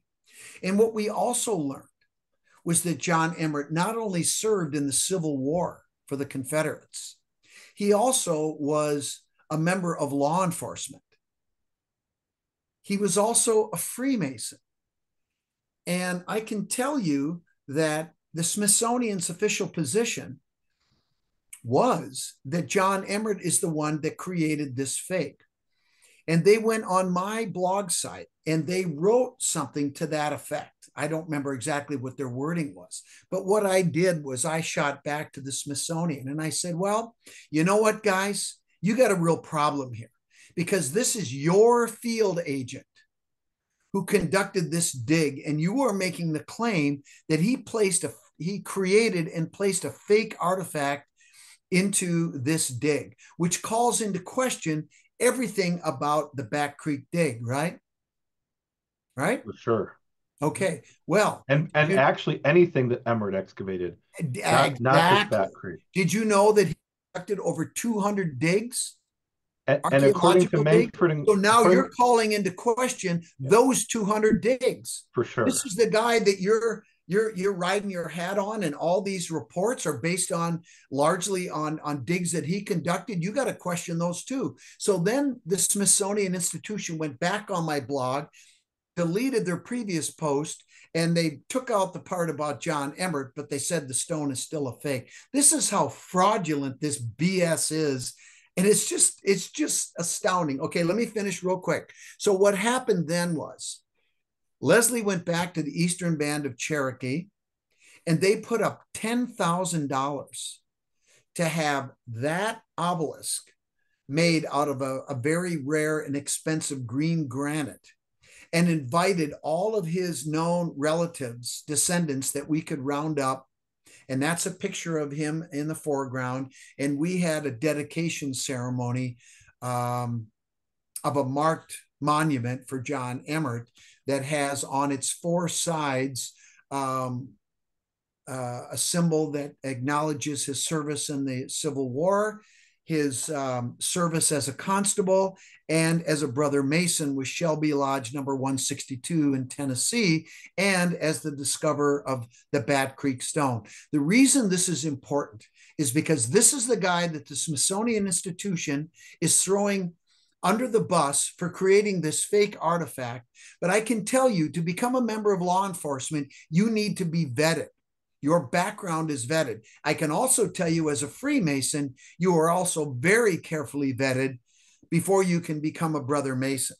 So by disparaging the reputation of this person many decades after his death is shameful, and the Smithsonian Institution should issue an apology for their ridiculous behavior. So here we are at the Museum of the Cherokee Indian. That is the artifact. That's the display right there. There's a picture of the artifact. What year is that from? Because when I was there, it wasn't on display. It's not on display now? Well, in what year was it? 2014, in December 2014. This would have been 2011, I think. Oh, okay. So maybe they took it down. I don't know. Yeah. And then this is Don Rose and I celebrating at that time what we thought was a real positive plus and a victory, frankly. And then there I am standing next to the monument. So that's it. That's okay. So one question I had, which really is a question of information, like I'm not challenging you or anything. No, go ahead. I'm just pushing back on you. I'm getting fired up. You should push back. That's good. Okay, exit out, Scott. Exit out. Oh yeah. Okay. So one of your key contention is that the original scratches had this orange clay, and therefore the ones that don't have the orange clay, it's because number one, it was polished, and number two, No, the reason the sides are polished. Sorry. No, the polish had nothing to do with removing the clay in the original inscription. It was weathering in a wet burial mound. So how does something weather in the ground? And I'm not a geologist. So, like I read that, I'm like, don't things weather when they're on the surface? Does something No, no, weather no, if it's no, buried? no, no. No, we can get all kinds of different weathering processes. You can have secondary deposits that build. You have groundwater solutions that are percolating through the ground that are leaching out materials and mobilizing them and redepositing them in other places. Okay. And that's probably what we had going on here. Okay. Um, so yeah, no, this happens, and of course it depends on the depth, it depends on the climate, it depends on the soil type. There's all kinds of variables that will impact the type of weathering that happens above, at, and below grade. Okay. So that's something I'm just not an expert in, and I read that I was curious. So No, that's fine. it was really impressive that you brought the electron microscope. It wasn't clear to me what the electron microscope taught us that we didn't get from the visual reflecting microscope.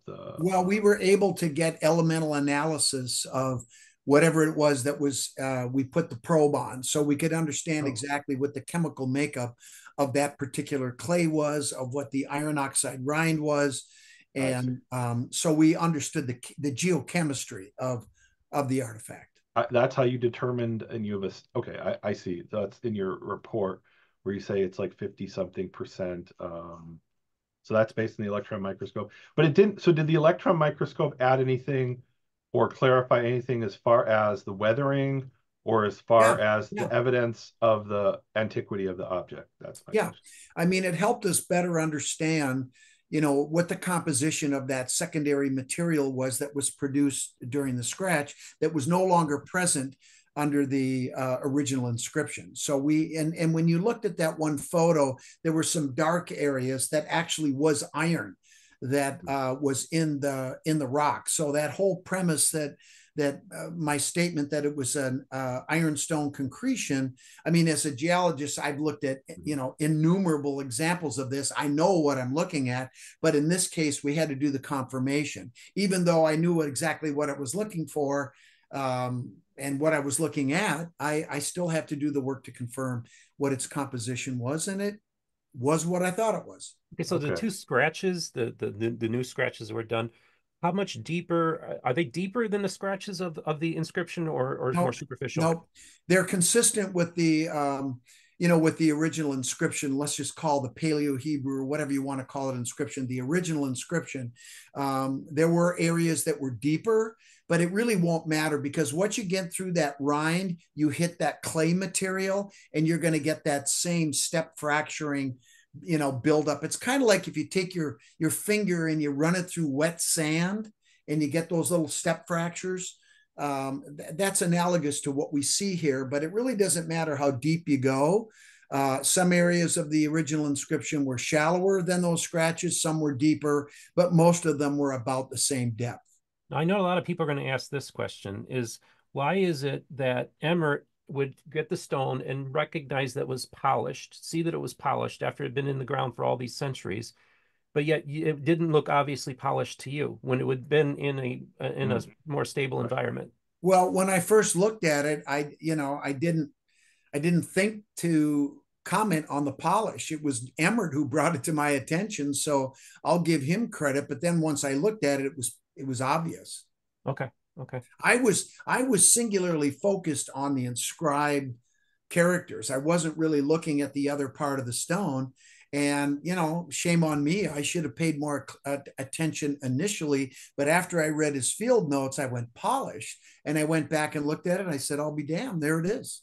Okay. So this would be an interesting follow-up test to document what an unpolished stone of that from that area made of that same material with the same rind, what it looks like, as opposed to a polished one. Because I don't know, I have no idea, right? I'll, But I'll tell you this, it wouldn't look a hell of a lot different. It okay, probably would have been more shiny because when you find these ironstone concretions that still have that dark brown, blackish brown colored rind on them, oftentimes they're really shiny. So, I kind of wonder if the person that did that, there may have actually been a ritualistic reason for polishing it, right? mhm. To preserve or to somehow protect this sacred inscription that ended up going inside of a burial mound. I don't think it's a stretch to say that there was likely some aspect of ritual that was involved with interring this stone beneath the skull of this person that was important enough to receive a burial at all. So, I mean, obviously that's speculation, but when you see things like a polish or even an inscribed stone like that, it begs questions, right? You know, these humanities aspects of this whole artifact and everything surrounding it. What, you know, why did they do this? Who was it that did this? And you know, was there ritual associated with it? In my heart and in my own head, I'm absolutely convinced that there was. And maybe the polish was one piece of that. Of course, we'll never know because it's speculation, but it's fun speculation. So another follow-up related question is, so so in archaeology of Israel that I know about, right, much more about, they'll talk about how an ancient artifact will have patina from being weathered. It's kind of like this crusted layer. This came up when they were talking about the James, the brother of Jesus ossuary, which nobody disputed the ossuary was 2,000 years old. The dispute was the inscription on it maybe was made more recently. I'm very, very, very familiar with the Talpiot tomb and that work with Simca and Charlie Pellegrino, Shimon Gibson, and Jerry Lutkin. You don't know these names. I know some of these. Well, I know some of those names. I don't know all of them. Any case, yeah. So one of the things, there's a lot that I could do to help these guys understand those ossuaries and the geochemical fingerprint of the Terra Rosa soil that flowed into the tomb that was used to help validate the James, son of Joseph, brother of Jesus ossuary. This is the exact kind of work that I do. And, you know, bravo to the guys that did that work. And actually, I've written quite a bit about the Talpiot tomb that you might enjoy. So shouldn't we expect some patina on the Bat Creek inscription? And here, maybe I'm completely wrong. Like you describe it as weathered.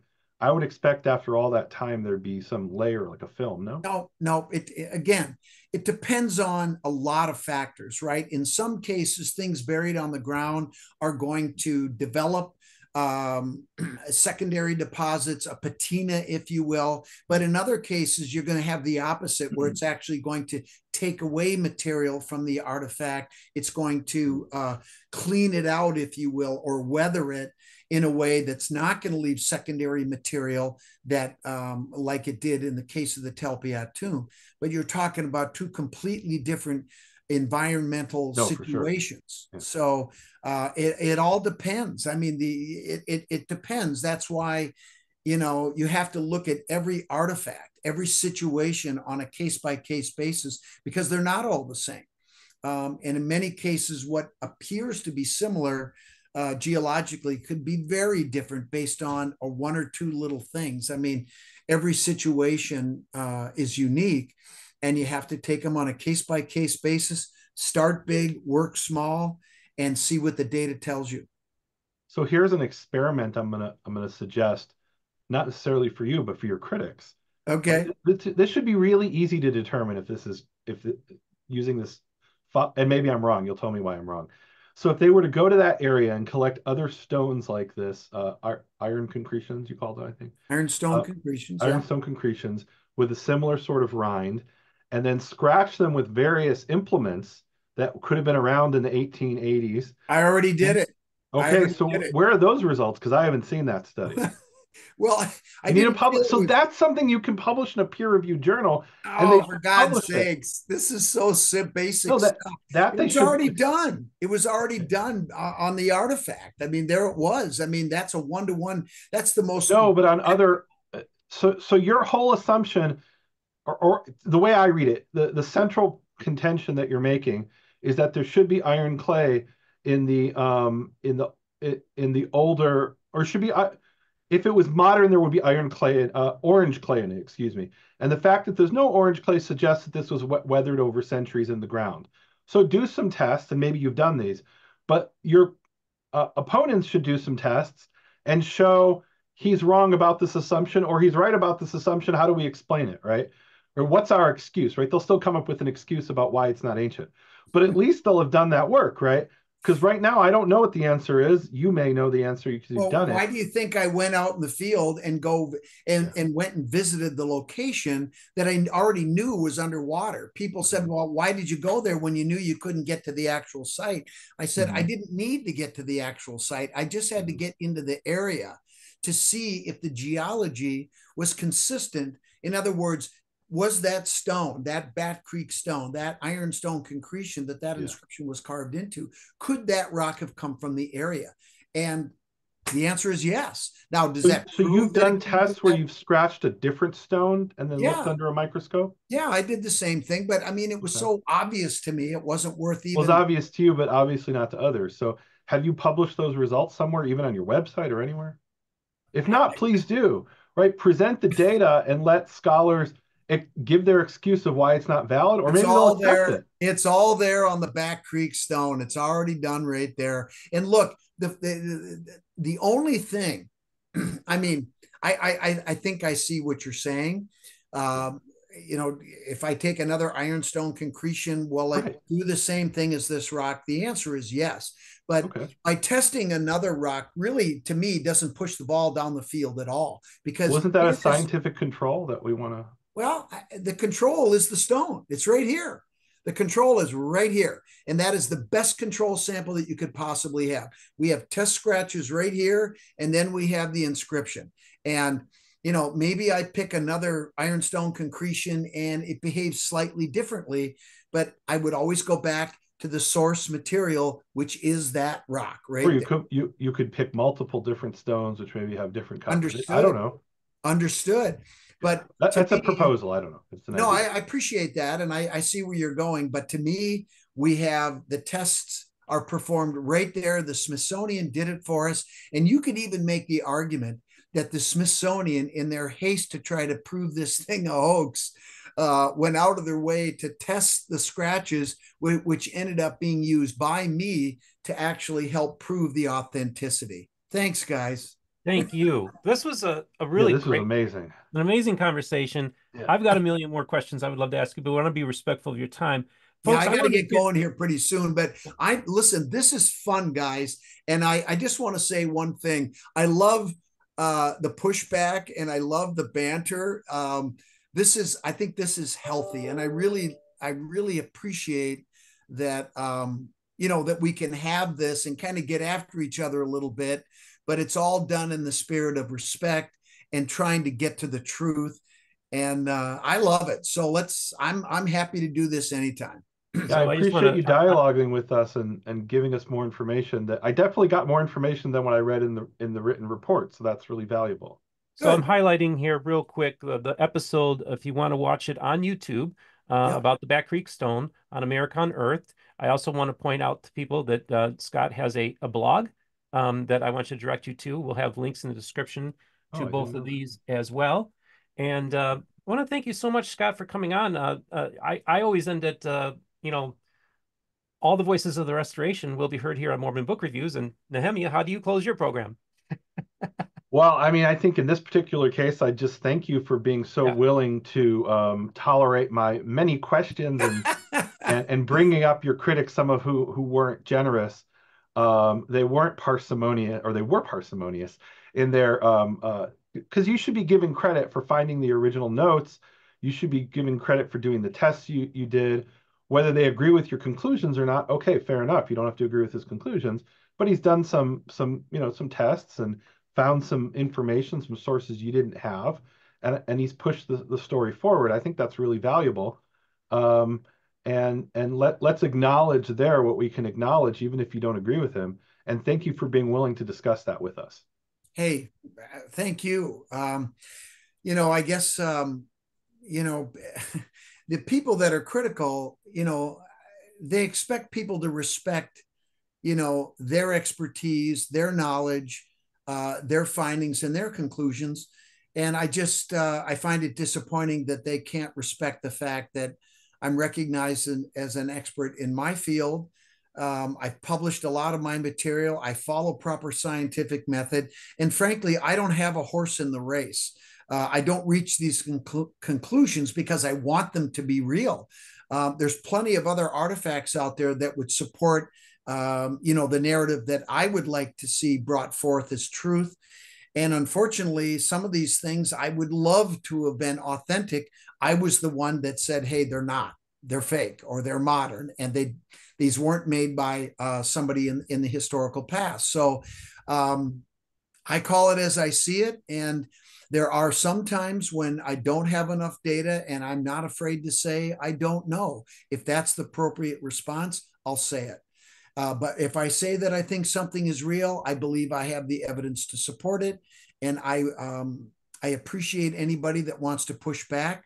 But, don't just sit there and call me names and tell me what you think. Show me your evidence to back up your opinion. Otherwise, frankly, your opinion is meaningless. And because that's what I do, I have to put the evidence forth. I've done it in this case. I've done it with the runestone and many other artifacts, including the ones that weren't authentic. So I think that's important. I'm actually looking forward to that, to you coming back on and telling us about the fakes, because that's really fascinating too. Oh, yeah. Oh, yeah. I got some good ones. Have you ever heard of the Burroughs Cave? Yeah, I have not. I haven't. Yep. Oh, there's a lot of people in the Latter-day Saint world that use the Burroughs Cave stuff a lot. Wayne May does, of course, of Ancient American Magazine. So I did an episode on the Michigan relics, which you haven't been able to get access to. But no, I've looked at some of them, but I wasn't able to get access. I have looked at some of them. I was not able to get access at the University of Michigan because I was doing the show, and they were afraid to see what would happen. Yeah, so we'll have I don't have an opinion on those. I have not been able to do enough work to draw a definitive conclusion. So I'd like to see what I can do to help you with that, because I'm connected to people, to the family that used to own those relics, and they were given certain promises that those items would be able to be investigated and studied, and they've reneged on that promise. So this might be an opportunity for you to use that as a calling card to look at those objects, because I'd be fascinated to hear what you think. Let's do it. All right. Well, this is a great episode, man. This was awesome. Looking forward to having you back on the program, Scott. You're a great human being. Thanks for putting up with us. This was a relatively easy episode for me because Nehemia was doing all the questioning. It was pretty good, actually. You were awesome, man. I thank you. This has been fascinating. Here and get after it, because in all seriousness, there is some stuff that I'm working on right now that you need to know that I think you could be a tremendous help on. And I just have a quick question. Are you familiar with a Hebrew scholar by the name of Rabbi Mark Samath? I'm not familiar with him, no. Okay, you might want to look this up. He wrote a book called The Name. And I can't forget, I forget the subtitle, but it has... How do you spell his name? Sameeth. He published this book in 2020. It's called The Name. Okay. I'm definitely interested in that. Yeah, the secret Hebrew name of God in the Hebrew priesthood. That's not what it is. What? The dual gendered name of God. Yes. And there's a reason why it's so important to me. Because there is a symbol on the Kensington runestone called the hooked X. And it's being used for the letter A. But in my mind, it looks like a straight line stonemason's version of the Hebrew Aleph. And I've done enough research into Hebrew mysticism to know that the Aleph is the first letter in the Hebrew alphabet that, amongst many other things, stands for the oneness of God. And so you could make the argument that it's also being used as an acknowledgement of deity. And there's a lot more to this that I can talk about. But my research, I came to the conclusion. In fact, I wrote a book called The Hooked X, Key to the Secret History of North America. And my belief is that it also represents the ideology of the Knights, the true ideology of the Knights Templar, and their ideological and biological ancestors, which go through the Essene priesthood back in the 1st century, Jesus and Mary Magdalene and all of that.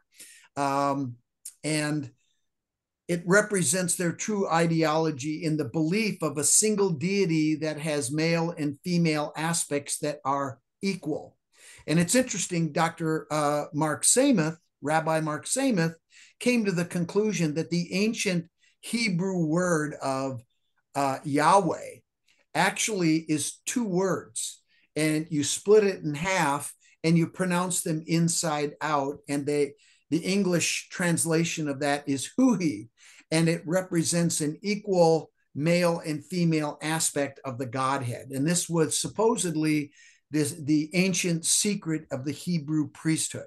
Now, look it up, read the book. And what happens is in his, he writes this, it's a quick read. It's only like 150 pages. It's really good stuff. But the ancient word that he talks about in the Hebrew priesthood of Yod He Vav He, which was He Vav He prior to that, which I think in Hebrew letters spells Eve, which is feminine, but that's a whole nother thing. But anyway, he talks about, he writes this book as if he was the first person to make this discovery in modern times. And then he has a subsequent chapter at the end of the book where he says, guess what? It turns out I wasn't the first guy. And then he talks about the person who actually was an archivist at the Roman Catholic Church who made that discovery in the early 1800s. But later on, and of course, the Roman Catholic Church, when he published this paper, they said, no, that's not going anywhere. And they suppressed it. But eventually, one of his students took up the mantle of this research, and he passed it on to a Freemason by the name of Albert Mackey, who wrote the encyclopedia in the 1850s, I believe, 1860s, of the Masonic Encyclopedia, and a history of Freemasonry was written by Albert Mackey. And he talks about this discovery in that book, but I never recognized it until Samath's book came out. And sure enough, there it was. So I find it interesting that we have these ancient Hebrew words for deity in this case, and it eventually dovetails with Freemasonry, which dovetails with my work with the Knights Templar. And there's no question that our gentle craft of Freemasonry evolved directly from medieval Knights Templarism. And of course, Knights Templarism goes back even further to the 1st century, to Egypt and beyond, but that's a whole nother discussion. Oh my gosh. Okay. Exact same path. We're ending on this? Well, folks, really like, wow, what's you guys have your assignment, right? So get after it, guys. Okay. Well, Scott, we're looking forward to having you back on. Thanks again for joining us. And folks, leave your comments. Love to hear them. We'll talk to you later. All right. Thanks.